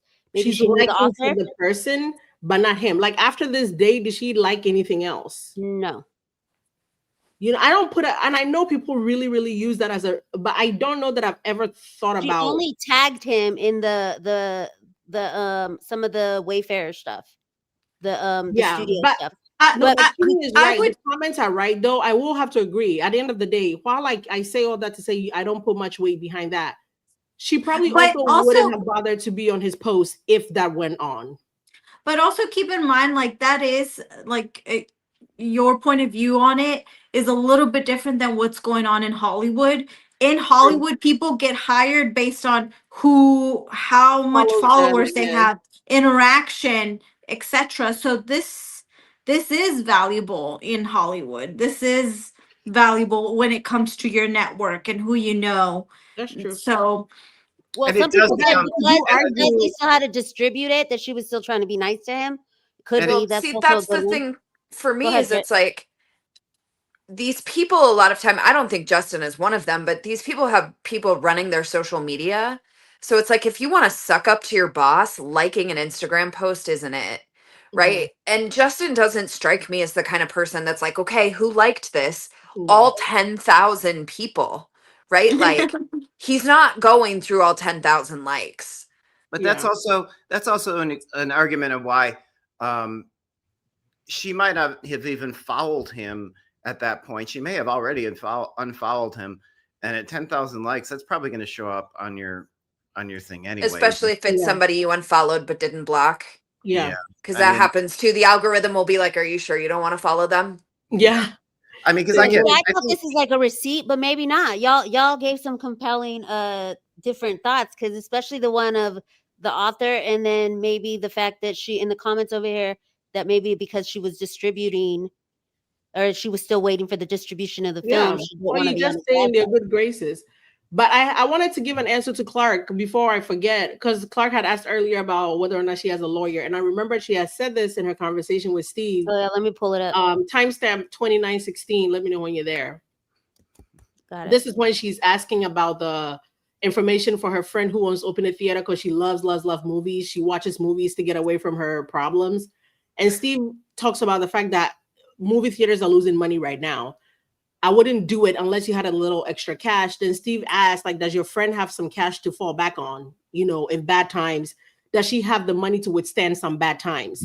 She says, no, not yet. I feel like she was talking about herself, honestly.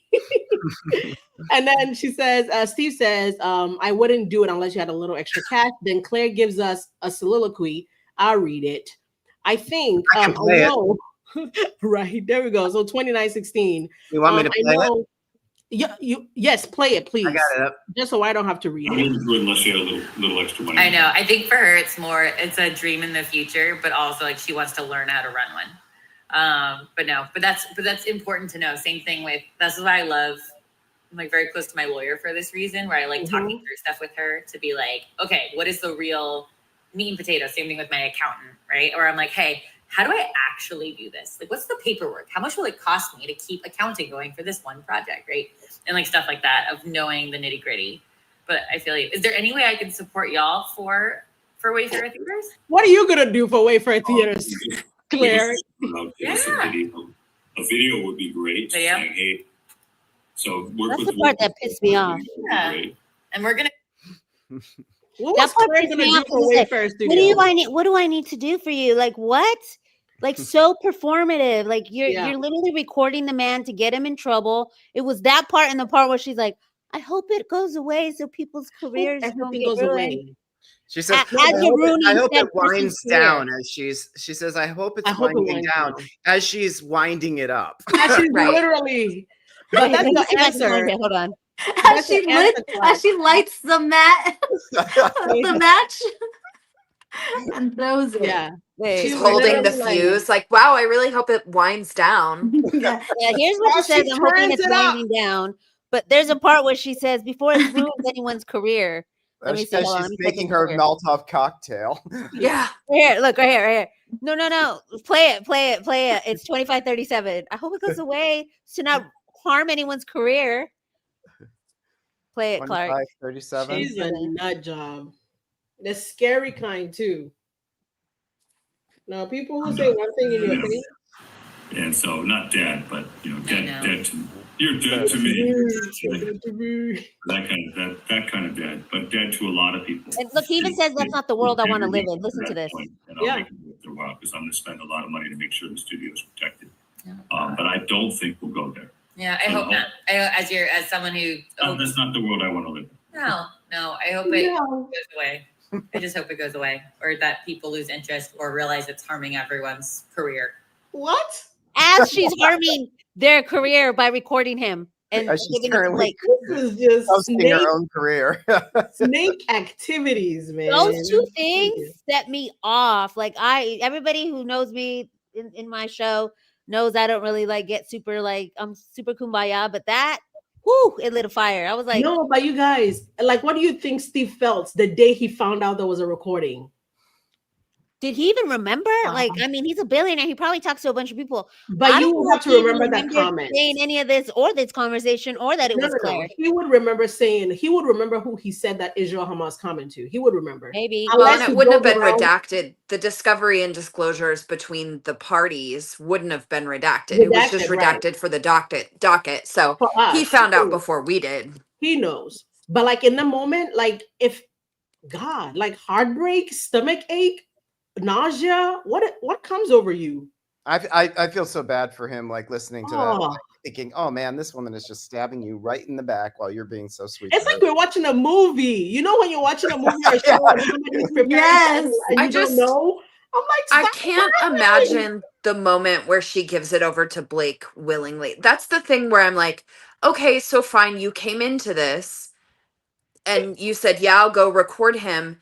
And then you had this conversation. I'd go back to personally. I mean, I have integrity, but I would go back to Blake and be like, that man does not hate you. He wants this to go away. Like, I don't understand what your beef is, but it needs to stop because he's not your enemy. I legit Yeah. would have been like, I forgot to hit record. First of all, I'm not agreeing to record anybody. Like that's just violating. It's Crazy. violating. Claire went over there with the voice memo and said, "I hope everybody loses interest and nobody's Very career is soon. harmed." Here you go. I'll take my payment a now. little louder into the Apple iPhone. She And said, now "Is she the gonna internet own is her taking performance? interest in her. Is she gonna own her performance in the audio?" Said Leo. Sorry, y'all, I haven't been getting into the chat, but I've never had all this many eyeballs on my channel. Elsric got all her people over here, Oh, so stop. we got like a really lit chat. Stop. And You it's a have little your bit people faster here. than what I'm used to, because normally I read every single person's chat on my shows. This is a lot of comments though, but But typically, it's a lot of like comments, so I apologize, y'all. But I'm getting to some of them here now. It's is she gonna own her performance? I thought it was funny because earlier Clark waved the CD, and I'm like, you might be able to frame that and sell it later. I don't know. I'd buy it off you. we could wait and get an autograph when we have our Wait, Wayfair Oh, you party. know what? I'm gonna go to this. I'll go to the trial and I'll get Justin to sign it for me. Yeah, I No, think after that the somebody party. should get Blake to sign it. Yeah, you're right. That's the way to go. Can you imagine if you pulled up to one of her Thank you, events and had her No, sign it? and no, you're I like, got it. I by got the it. way, Do this you is remember the how Empire pissed she was Waste. when she was like, we don't sign that one? No, print the Empire Waste picture, and then when you see Claire, have her sign it, and then take the thing and say, "Ha ha, I got You're it." gonna do the Thanos of like signatures. You get Blake on one corner, Steve Surwitz on one corner, Claire, Justin. You could sell that thing for $1 million. You'll be on your way. Oh my god. Wait, I maybe hate that, you like, can the get the comments, signature at our year right, end. Britt. There you go, Britt. Okay, I don't know how to get the comments just down here below this, but You click it, you just tap it, and it comes up. I can't do it, but that's the way I've been doing it whenever I've done it hides Britt's face, so then I got to put y'all. Oh, That's okay. It's probably better No, for put us on the everybody. side. Let me Oh, just if you put us on the remove that side, it maybe hides there. Brit's Okay. face. We'll just do it No, like hide this. Brit's face. Go back to hiding Brit's No, face. do not hide No, Brit's Brits, we need you front and center, girl. You and Oh my Carol, y'all got all did up. I didn't have time to. I was gonna go live because I've been going live on TikTok with my face, and I was gonna go live, but I didn't have no time to get nothing ready. I'm You're butthead right fine. now. Oh my So god. I appreciate y'all for coming all like coming correct. Clark and his little hair, I like it too, all spiked up. We got No, we Ellsworth- love Clark. We appreciate Clark. Yes. We're wrapping up here. Yeah. we're just gonna go through some comments and then wrap up so we can go over to TikTok. Oh, Promise them and We're pulling double duty. I was gonna say. I am. Are you still here? I was Can gonna you say pull there up- is more to come, though. Just in case you know. I Oh, wanna- the unsealings. the unsealings. Yeah, Yeah. Great let's give our final thoughts here and like what's happening next. So Clark, give Just us give you a the little rundown. preview of what's coming up. Can I present? Can I present? Yeah, you can present. Yeah. You know that little thing at the bottom that says Okay, The here we go. plus. Okay. yeah. Okay, let me see. Okay, here Where we it says go. present to invite, share the Here we screen. go. Oh, that's this one. Yeah, here we go. Yeah, there I see So Clark. this All is right, there you this go. is I the got you. this is the unsealing order, and he unsealed, as you can see, 406.2 through 3. He also said he was going to unseal 406.1. So what are those? So 406.1 is Plaintiff Lively's amended initial complaints. which initial disclosures. Hey, Blair, you want to tell us what that is? Yeah, so in litigation, you have it's called disclosure and discovery. Disclosure is what you have to give to the other side. So it's going to be the legal basis for all your claims. It's going to be computation of damages. It's going to be a list of witnesses and their addresses. And it's going to be a list of evidence that you're disclosing to the other side. People confuse it with discovery. Discovery is what you seek from the other party. So questions, requests for production, stuff like that. So a disclosure statement's going to have every single basis for her claims, right? Here's the legal basis for every single one of my claims. Here's all my witnesses, and then a list of, like I said, the evidence. So that's juicy. Okay, I thought that was going to be juicy. Now this is the other disclosure, the other unsealing. Plaintiff consolidated defendant Lively's responses and objections to Wayfarer parties' first set of requests for production of documents. Britt, take it away. Tell us what that is.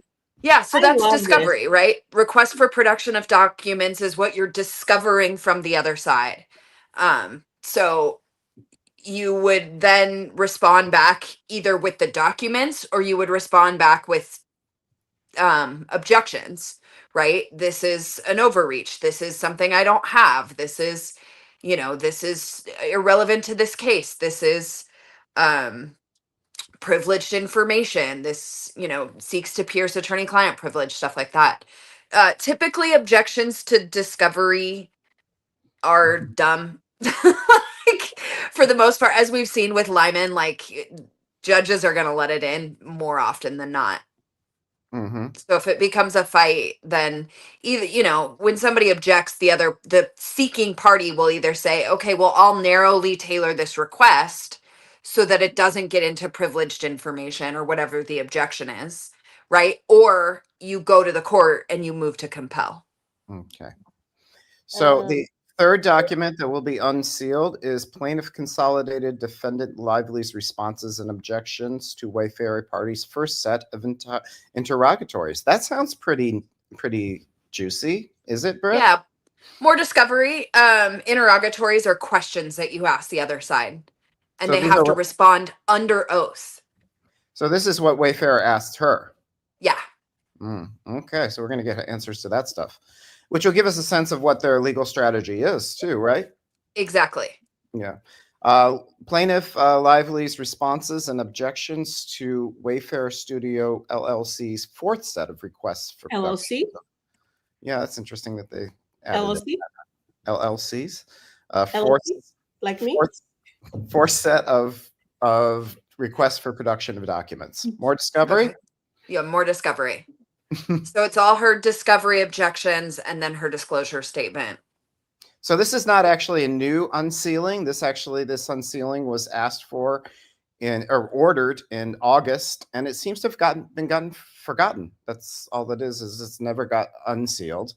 And you can look on the docket. It's still sealed. The clerks, when I asked about it, yep, it's still sealed. But unfortunately, the clerk's office can't unseal. That's docket services. So that's an entire different department. So yeah, so they can't do it, but they have forwarded that request to docket services, who says they're looking into it. And that's what they told me today. So I will give them, a day or two, and maybe I'll check back with them tomorrow or maybe the next morning. So I might go in there in person. So Clark, are you moving in? Yeah, the MVP over here, Clark. Wednesday would actually work really well for me to stop in there. So yeah, maybe I'll do that. I feel like you get better response when you go in because you get caught in that maze. Yeah. I feel like I met a celebrity from Reddit. It's been an honor. Okay, so I have a little surprise for y'all. I did not see this in the chat. I just checked my phone. There was a comment. We have another very special guest. I know we're wrapping up here, but one of my favorite creators over on TikTok. There we go. Let me add. We're getting food. Who do y'all think is going to be? Who y'all think is going to be? Not actually Golden. No. Raven! It's Raven. I would say that's so Raven. I butcher your name so much. Notorious Raven. Notorious. You're muted. No, You're muted. No, okay, there you go. And you're using StreamYard. How do I make her bigger? Okay, there we go. The one Oh, that's funny. You have found your way here? What's that? You found your way over here?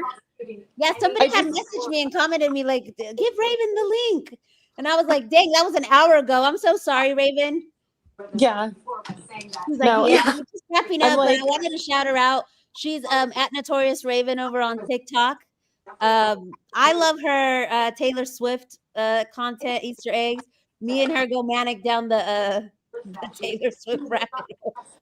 Even a though while. I paused it ever since, I don't know if she's Team Baldoni. I became a Swiftie when I thought she was on Team Baldoni. So I was like going super hard down all them Easter eggs. I even have a couple episodes. Right. No, I'm in a time zone that like I'm just now getting to a point where I would have been available anyways. So I'm kind of like, Yep. it's the Everybody's after saying- school. Everybody's saying they want to go to Ghana in the comments. Let's go. And again, I've said this 100 times. Even Road if trip. I'm not there, no, seriously. My house is big enough. You can buy your ticket and I'll just let them open the gate for you when you get there. You could just say, don't steal anything and then just come back. I love My working grandma with will kids. feed you. I did a lot of work with kids like that, like the same way, like with giving them backpacks. We built a school and a church in Mexico. Oh, So that's that so was like cool. something cool. So when I saw it, it reminded me, it gave me like nostalgia of back in the day. Oh, that's so cool. Like I feel like one of my very first memories of giving anything of mine away was that. So I grew up in Ghana, everybody knows that. But my mom was living here. So whenever she would come, she would bring like new clothes for school, new shoes or whatever.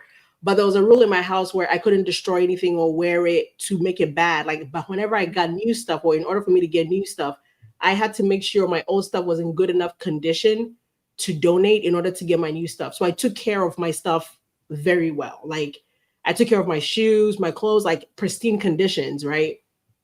And if you don't wear anything, and if it's not your size, you don't force to wear it, because in order for like, say, my mom to bring me a new suitcase of clothes or whatever, I have to give away like a whole one. Like I need to declutter and give away a new batch of things. So like, I mean, I have some pictures I showed on our very first live. For some reason, I couldn't find my folder today. I was going to put it up here. I'm just like skinny. I'm a skinny little thing, like I'm donating like a bunch of baby stuff. I'm holding babies. And I'm like, that's just what my house, like I grew up doing. My mom, my grandma, as we speak, there are 3 kids in nursing school that my mom, my aunt, me, my husband are paying their tuition for. And on break, they live in our house. On break, they're from the orphanage. Like my grandma took an interest in them. So she took them out of the orphanage and brought them to live in our house because they were very good at school. So that's what like my family does. Every couple of years, we find like if you're really bright with school, we will literally take you from the public education system or whatever and put you in private school. And some end up here at colleges and stuff. I don't ever need you to know I'm paying your tuition. You don't ever need to pay me a dime back. And I don't ever have to come on here and toot my own horn. And that's the one thing I kind of felt weird doing the GoFundMe for, because I know a lot of people have an issue with people crowdfunding because you never know where the money's going. And even I have my skepticism with that. So I've thought about it for like 2 months if I'm going to do that. But I would rather 10 people donate and I take that cash to go buy something for those kids than you buy some stuff on Amazon and another thing that I felt weird doing the last time, I know if I ask you to buy, say, this bottle of water for $3, $3 in my country will buy 10 bottled waters. Yeah. So I don't feel right having you buy one backpack on Amazon for $25 when I know $25 in my currency buys 5 backpacks. So I'm sorry, but I'm using y'all. I'm using y'all to help these kids. Yeah, and that's good because we appreciate your frugality. Like I am using use me you. up. I'm not shy. We're watching our bucks over here. One of the things I wanted to point out was that the Wayfair Foundation had to be shut down for him to focus on this lawsuit, which is Steve Sarowitz and Justin Baldoni's foundation. That I'm glad Notorious is here. They did a lot of work for the Native American community. That was one of their specialty, and they also worked with kids too. And so I think it's really cool. One of the videos that I had made after Eldritch had this whole thing going and we did the Popcorn Planet Save the Kid Pool thing was about how, like, yes, Wayfair is shut down, but we're the new Wayfarers. Like, we can still continue this mission through, our own work. And that's what I love about Eldritch, because she's taking this community for good. Because, a lot of the time I'm like, celebrity gossiper number one. I do all kinds of legal stories. Yeah. But it's good to see like the goodness like that comes out of it too. Like we're not just Yeah. You're talking about the legal stuff, we're doing something good. So to me, it makes me feel good. I'm glad that you have that for us. Yeah. And I mean, I would be damned if I don't use my platform to do that. Like, who am I? Like, I'm not shy. I won't come here and ask you, like, I could be broke down bad. I'm not coming to ask you to buy me groceries. But are you kidding me? I used to do this on my own, and now I have however many of you following me. If each person gave $1, those kids are balling. Do you hear me? Like, I'm trying to say I have 25,000 subscribers. If everybody decided to donate $1, that's like 4 bridges, maybe 5 bathrooms I could build with actual flushing toilets. I'm buying groceries for like 6 months to feed some of these kids. I'm not shy. Pay me. Pay me my money.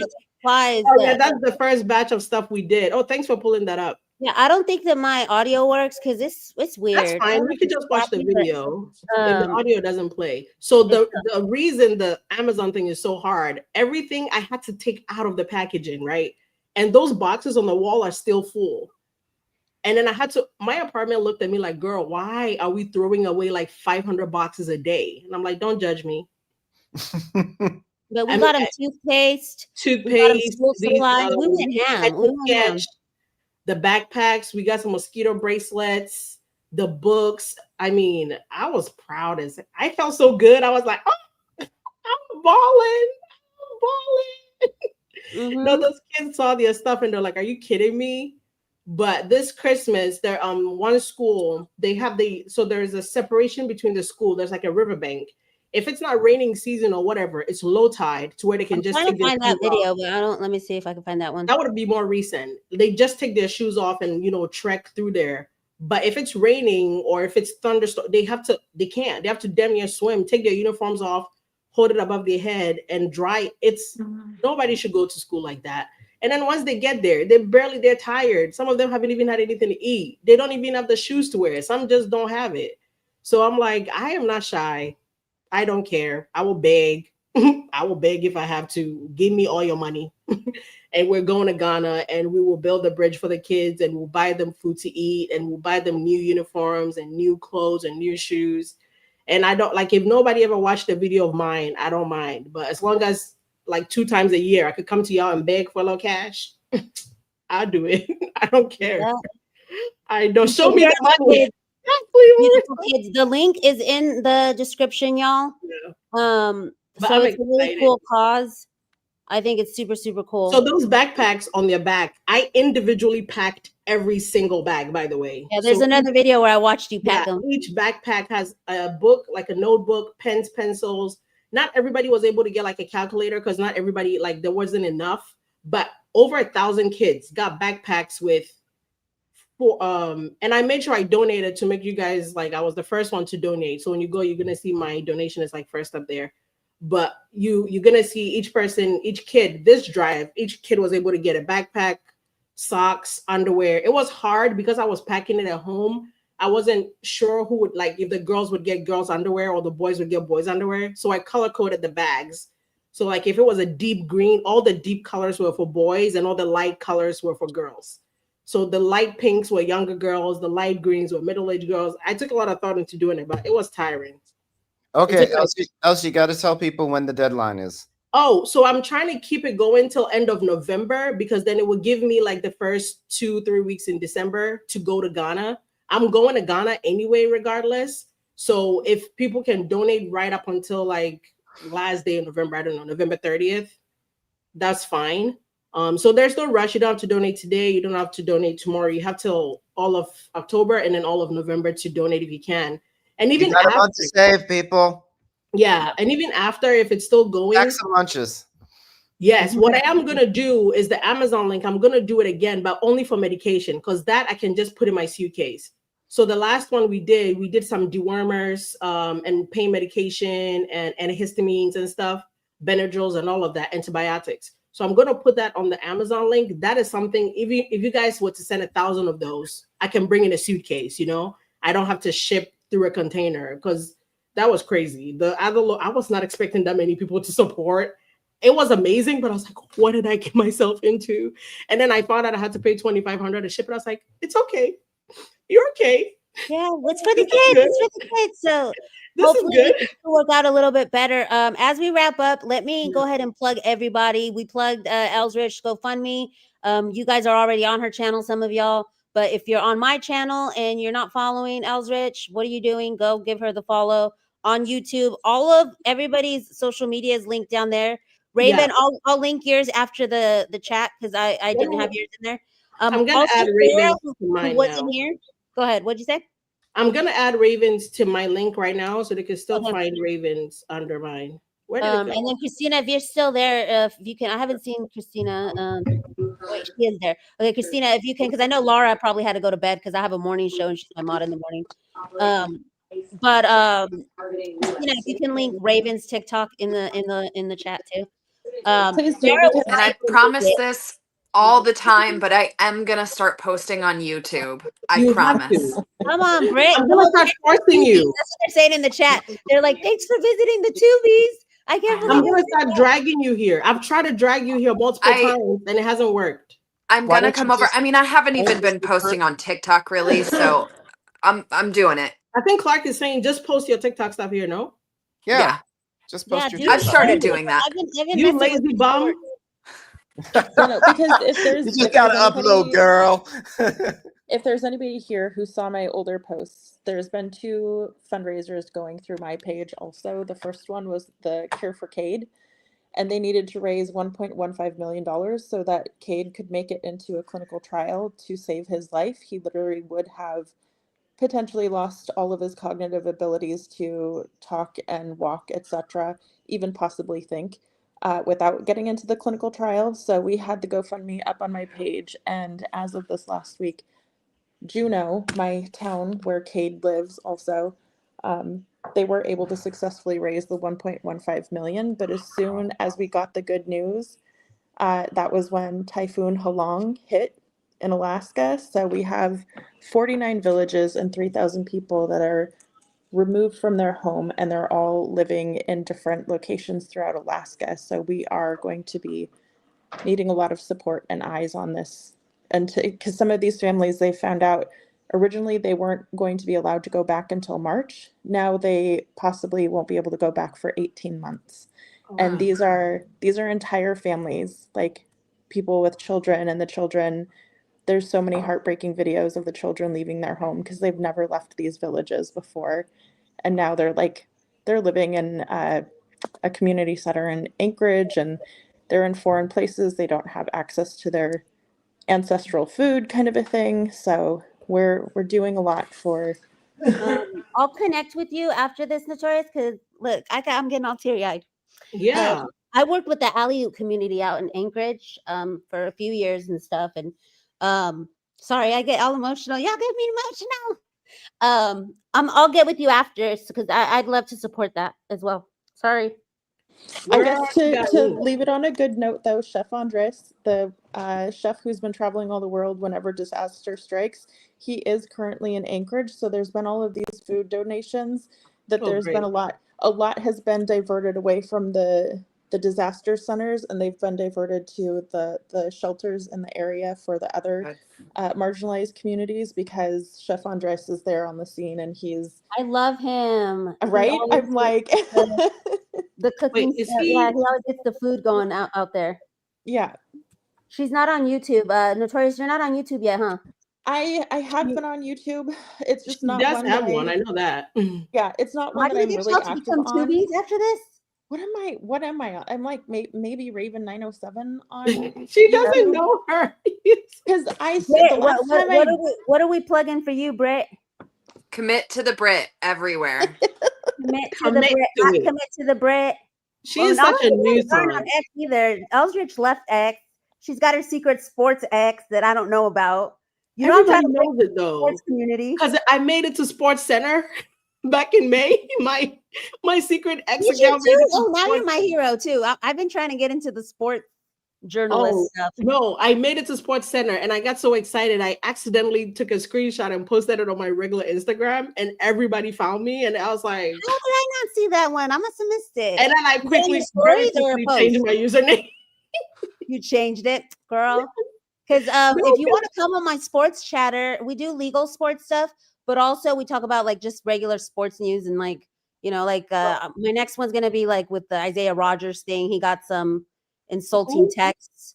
Isaiah Rogers from the Minnesota Vikings when he lost. Vikings player, yeah. I guess people like went into his DMs to like get like do racial slurs. I don't know. I'm like, he just lost the game. Like, people are mean. No, so that's like I crash out. My sports ex would never see the light of day. I'm a different human being on that account. Okay, you do not. That's what somebody told me when I was ranting on the Eagles. They're like, that's why you lost all these followers, because nobody expected little CJ to be like, what's going on? Like, fire Patillo. My sports side quest is scary. As in, like, when basketball is in session, I have a spaces like this. We have a spaces where we do halftime, we do pregame, halftime, and postgame. And when I say I go ham, you would hear my voice and be like, "Is that sweet little Elsa?" I'm a demon. Oh, we could be demons I'm together. If I'm watching tennis, you're always welcome. If any of y'all do sports, y'all always welcome. I'm looking for people for this little like sports game show called Around the Horn that I'm trying to make happen. Which is like, girl, we're not trying to get sued. Oh no, it's there is a real Around the Horn. I mean, sorry, I messed up the name. It's a play on Around the Horn, and I'm calling it Around the Phone. Okay, because we about to get sued. Yeah, sorry about that. And it's supposed to be a game show, but I need contestants. So if y'all know anybody that does sports, anyone's in the Ellsrich Live that wants to be a contestant on it, it's like a debate sports show that you get points for your argument, and it's like and then you get points taken away too. Yeah, you get points taken away too if your argument is not good. If you take my points away, the demon is gonna come out. That's why I cannot participate in stuff like that. I was just like, Britt is our one of our TikTok lawyers too. So check out her channel if y'all want some of like the legal stuff. Like more in debt. She gets more into the legal stuff. And then what do you want to plug, Clark? Because I know you said he's so humble today. He's like, you don't gotta shout me out. That's okay. Here's the recording. But like, I don't want no autographs, please. No paparazzi. I'm okay. I'm not a content creator, so you've been indoctrinated now. You're in. You're in. You guys can just come on my show again. You guys just call me when you need me to run down to the court, okay, and kick some butt down there. Okay. Like, I need you to run to New York. On one of my other legal channels. Yeah. Any other shows? You used to work for Us Weekly. I'd love to see your perspective. Yeah. I mean, yeah. He's over on TikTok as Clark. He knows how to butter down the clerks over there. Yeah, they loved him. They were like, this is free dollars for you, Clark. The amount of times I try to say clerk and Clark in the same sentence today without biting my tongue was ridiculous. I was like, well, Clark went to the clerk and the clerk said to the Clark, and I thought, Clark, I can't say Clark and Clark anymore. Oh no, we gotta go over to give you guys something. Bocce. I'll give you guys something an exclusive that I haven't told anyone this. Wait, Blue Jays just beat Mariners? Wait. I haven't told anyone this. The first time that I went in to get the CD and they didn't find it in the filing room, the supervisor said to me, I think that this attorney's trying to hide something. Yeah. You're like, please say more. Are you on the record? No, I'm not on the record. No, allegedly. And then allegedly. Allegedly. And he sort of realized maybe he did a little bit too much editorializing because he didn't really know who he was talking to. And he was like, I could be talking to the New York Post right now. I don't know. You don't know. What did you say? That out because it's so funny. I was like, you don't even know. He didn't even know he didn't know the attorney. He didn't know what he didn't know. Any of the history. I was like, well, that sounds like her for sure. Did you say you were a TikToker or a citizen journalist? They didn't ask, so I didn't tell them. No, but I feel like you should have been like, say more. Say more. He definitely kind of got that look like, oh wait, I shouldn't have said that. Probably should have. But you know, Brett. I mean, like these clerks are probably not, nobody wants their opinion, right? Right. I mean, they got one person. But it is sus that she never filed it in the first place. Like that should have been filed. It should have been filed. That's how I sort of knew that it was going to go. It was going to go up. Clark, please turn your attention to 11:13 p.m. in the comment section. What is it? Last time, what? We got another. That's exclusive TMZ, Clark. We got Clark. They keep calling you a hottie. Yeah, they are. Thank you. That does me good. Yeah, We're all here for Clark. Nobody They else are. matters. We're all oh wait, hold on. I got a Notorious accidentally left. Yeah. No, but I was everybody saying that loves we need to Clark. go over to TikTok to console Bocce. Bocce's not here, but I she's also part of the know. TikTok crew. We hang out over there at night, y'all. I will post on YouTube if I'm ever on Let me see if TikTok. she's- I've been spending a lot more time over there. But we're gonna head over there now. So if you don't have a TikTok, go download it, and we're gonna be over there probably on. She left live, you guys. We're gonna have to See? drag her back. She's probably like sad. Let's drag her back and cheer her up. No, I gotta leave loud because I got a dog Yeah. here, and Okay. Yeah, she gotta go. No take care problem, of the Clark. dog. gotta Really go- quick, you gotta I go want to take- plug Carol before we shut down the channel. But we'll see you, Clark. I'll make sure you come back on the channel. Thank you. Bye, I would Clark. love to. Bye, Clark. Bye, Clark. Bye, everyone. Let's Guys, get Carol docket plugged in update. here before we transition. Carol, docketupdates.com. Plug it, girl. Oh yeah, just the website is tracking the filings and TikTok content creators' feedback on that. And it's really just to kind of help you digest the information in a way that is a little more I guess timeline connected, because sometimes when you're scrolling, you're like, wait, did I already see that? Or how does this connect with that? Right. So I hope you guys follow it. I post every time that there is a new filing. And as I see TikTok creators post content on it, then I connect their TikToks. And all the TikToks live on the website. So you don't have to have a TikTok in order to see the videos. Oh, great. Yeah, so That's this nice. is where we get. Let me pull it up real quick just to show y'all. You what it guys looks can like. see the recording on there. I will also put that as a link it to the timeline. And we're working with other creators to bring you guys like a court timeline. We're working off of Cassidy O'Connell's YouTube. We'll make sure to give her credit, her base timeline, and adding to that. So you'll see that on there, and hopefully more content to come. But sometimes when there's a lot of filings, it really slows down the rest of the content. Yeah. What was it that I wanted to bring up that you had just said that I was like, let me bring it up? TikTok. Oh, the TikTok things. Okay, is it under playlist? What is it under? Latest news on the Oh, latest latest news. So like if you pull up, If something happens and we make a video about it, scroll down to the next one. Go to the back one. Okay, Just TikTok go back one. creator. Go back one. Okay. Yeah, just go back one. Let's see. That one? Yeah, that one's fine. yeah. So whatever videos we make about whatever document, she attached. Oh, girl, why is one eye closed? What's going on? That was what you picked for the cover. Yeah, so if anybody made content on that filing, that's where that content will live. And it plays and it lives there, so you do not need a TikTok in order to see it. Yeah. Yeah, so it's amazing. You guys, I mean, I thought I was tech savvy, and Carol was like, watch this. Yeah.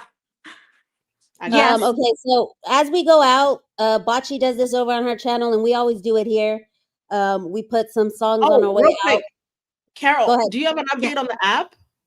Oh no, I just started looking into that. I'm looking at putting an app together for the website. How mad Blake is gonna be? Yeah. How many people have seen the site so far? Somebody wants an update. Final thing before we go. Final count. Please hit 5K. Let me see. Let me pull Christina, leave me alone. 5,500 people. Yes. 6,300 people now. Yes. Yeah, that's really great. That's amazing. That's amazing. Thank you everyone. And I see the Reddit comments about the shop being something grifty. It is not. It is not a real shop. It is just a prank. I think you should make it a real shop. I was just joking about that with Sarah. I said it's a joke until it's not, but it was meant to prank someone, and we kept it on there because we thought it was cute. Do you know how many times I've thought about making fun of Chris and being like, "Hey everyone, hey everyone," yes, like doing like a little buzz line. I'm gonna start my so shows for now, everyone. Yeah, for everyone in this chat. So Chris does PR takes on headlines, not on docket filings, just on headlines. And he usually starts his videos by saying, "Hey everyone," and he's been actually doing a deep dive of pulling up websites that have to do with this case and checking if there's backlinks and SEO, and he gives his spin on that. So before I had posted this and gone public with the site, we were pulling a prank on Chris and said, "Hey, I made the website live and said, hey, do you think Jed Wallace is behind this?" And that's what Sarah sent to Chris. And he's like, "Well, how did you find this site? I don't see any backlinks." It was just a prank. And then she's like, "Oh my God, add a shop to it and put, hey everyone." And I'm going to say, "Do you think that they're watching you?" And so that's why we did the hat, because originally that was all that was on there. And you know what you should add though? It's always the quiet ones you got to watch out for or something. Yeah. That's true. That's true. Yeah, you can do it. Wear your florals. He also said that he'd host. He told Bocce, like, "Oh, you could stay at our like place or whatever." Yes. Yeah. And then all of a sudden, I got on there, and then I self-invited all of us. I was like, "Yes, he's a great guy, a very smart." That's what we're gonna say when the trial comes. Is at Chris PR's house. He's It's one of those where he like opens the door a little and Bocce is there, and then he opens the door the rest of the way, and like 40 content creators are there. Yeah. That's hilarious. So I want to go out with the song that Elsrich inspired the chorus. Anybody else want to say anything before we wrap it up with the song? Go to see my last upload because I wrote a song for this whole thing. So you guys can use it for your posts. We're all songwriters. Okay, I'll add it on there. Okay, and I'll use it for my morning show tomorrow, Notorious, because this one I felt like it's about Isabella, but I felt like it applied to Claire too, minus the you wore her clothes or whatever. Who knows? Maybe Blake did give her some clothes. One of the things that we didn't get into was the college thing. I did forget that slide, but I do have a video. And what is it called? Bandera College. What the heck? It starts with a B. What is the name of the dang college? Barnard. So I know that it's a description, but we didn't get to it. And sometimes people are like, "Oh, you never talked about that." My bad. There is a video that goes into the Barnard College that we think that might be what she had gotten, was a screening there. But yeah, so who knows? Maybe she did also get clothes or whatever. But I thought that it was pretty compelling. Sarah was not able to make it real quick, y'all. She's over on TikTok under yarn. She usually like she'll be making like little hats or whatever, using yarn to make like little hats or scarves or whatever, and then talking about the case. And like I said, she specializes in like jury selection and stuff. So I'm gonna try and have her back on the show on another time and bring her over here. But I did want to shout her out. We've been putting her link in there. And also DFJ was writing a eulogy, so she wasn't able to come on. She said she might be able to, but she wasn't able to. But also we put her stuff in the description. Make sure you give her a follow. I'm gonna try and see if she can come on tomorrow morning, because she's also been sleuthing with us, and that's kind of who I work with over here on YouTube. I was hoping y'all could meet, because I got like my TikTok family, and then I got like my YouTube family, like all split up. But all right, we're gonna go out with this song, y'all. Everybody got everything out? Yes, I think so. All right, let's go ahead and go out. It's at 1. I'm actually sad.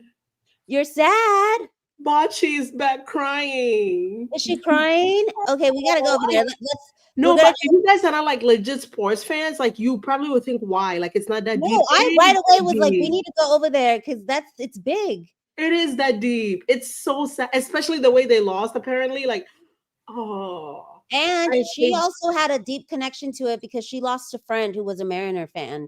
Oh. And she wrote a song about it that's on her profile. I think she's playing it now. Oh, that's so sad. Playing it? Okay, so we'll head over after this. I appreciate each and every one of you citizens. Anyone who thank you for hosting us, CJ. Super yeah, chat. Thank you.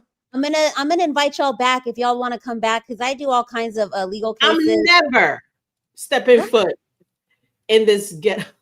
Elsrich, I'm never coming back. I hate it here. Unless you're giving me authorship and I can edit. Do you have the power to mute her here? Elsrich, unfortunately for her, we linked our stream, so I can unmute myself. Yeah. Elsrich, though, did I put on a good enough show for you? I was all nervous because I was like, no, you did great. I've seen better. I gotta up it. I gotta up my game for the next I am one. completely joking because somebody's gonna take it seriously and start calling me names. Eldridge I'm was so joking. mean to CJ. I'm joking.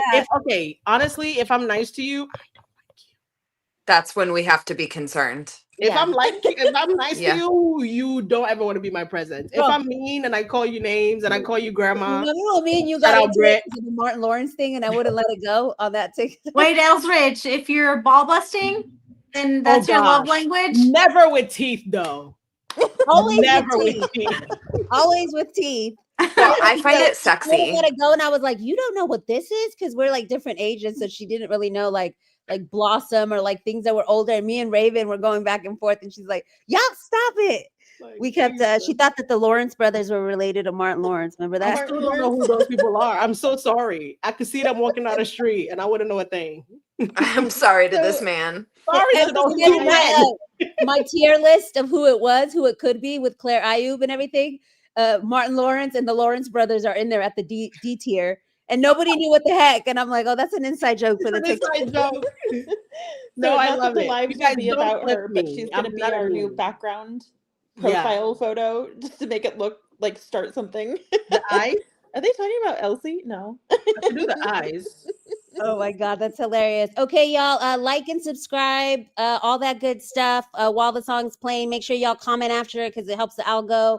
I will see you guys tomorrow morning on the show where we'll do more deep dives. I'm not sure what it's gonna go on, but it'll be 9 a.m. Same time.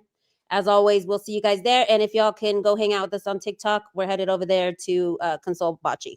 Here it is. I Here's the song. appreciate you for having me. Honestly, all jokes aside, this was great. Okay. I have to get my legs Yes. back into live some way, somehow, and you might have to kick me in the butt. I know Chris is about to comment in 3, 2, 1. Don't do it, Chris. But Which Chris is on? Is it Chris PR? Is he here? no, Christina. Oh, Christina. Christina No, and the mods Laura have have been been like, hey, trying you to haven't drag been doing me back. lives. I'm So- surprised the mods haven't been on your butt. No, they have. 'Cause Have I you seen my overslept and I was DMs? like, sorry, boss. They're my DMs killing me. Girl, come back. And I'm like, I can't. I'm literally, my heating pad is on high heat the whole time I'm sitting here.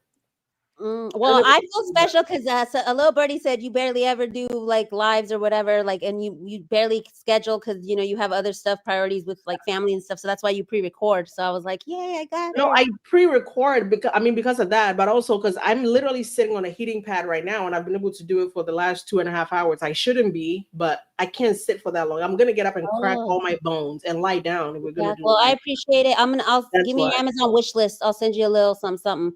Oh, that's so sweet. A little spot. Give me your wish list. Thank you guys for having me, and thanks for coming, everybody. Appreciate you, Carol. Appreciate you, Britt. Appreciate you, Raven. Elsie. Yes, and thank everybody who's donated so far. I really appreciate you guys. But you have time, so no rush today. You have till end of November. Gather your coins, and I'll see you later. All right, here we go. Here's the song. Okay. Let me know if you can hear it because my audio was messing up earlier. Oh yeah. Can you hear it? Thank y'all. Have a good time. I don't think we can hear it, CJ. No? We're just gonna read the lyrics, honey. All right, let's just read the lyrics. Just send everybody to the website and the song. Yeah, and they could everybody at the website. I don't know what's wrong with my audio. I always say it's what's his name? Chappie. He always be messing with my audio because it's always when I have like a guest or somebody. It's weird. Okay, so it says you're not a child, you have your own mind, you're owning the decisions that would never be mine. Your career is no longer up and coming, Miss Claire Ayub. It came up and came back down. I wonder how the knife felt when you stabbed him in the back. I wonder how you sleep at night. I guess I wanted to believe you were different, but you're just like her. And it says didn't just dress up in her clothes because it's about Isabella, but it says you turned out to be just as cold. So shout out to Claire, Miss Claire, your career is over, Ayub. We'll leave it at that, and y'all can go listen. All those songs are beautiful. They're written by Bocce. Go support Bocce because she's gonna need it after this loss. This Mariners loss. Let's go stream her music. Bye, These are all guys. Bocce originals. Good night. If you're going over on TikTok, I'll see you there. All right, we'll see you. Okay, bye, guys. Bye. Bye. Au revoir. Adios. Hasta la vista. Oh, where do we go on Eldritch? Did we end it? No, I think we're still. Okay, mine is still here. I haven't ended it, but whose channel are we going on? So I could just put it in the chat real quick. Oh. Just go on Eldritch's channel and it'll show who's live. It's either gonna be, let me see, Eldritch,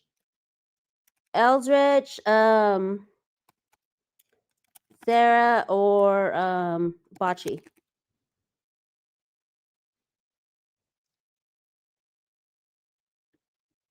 All right, good night, y'all.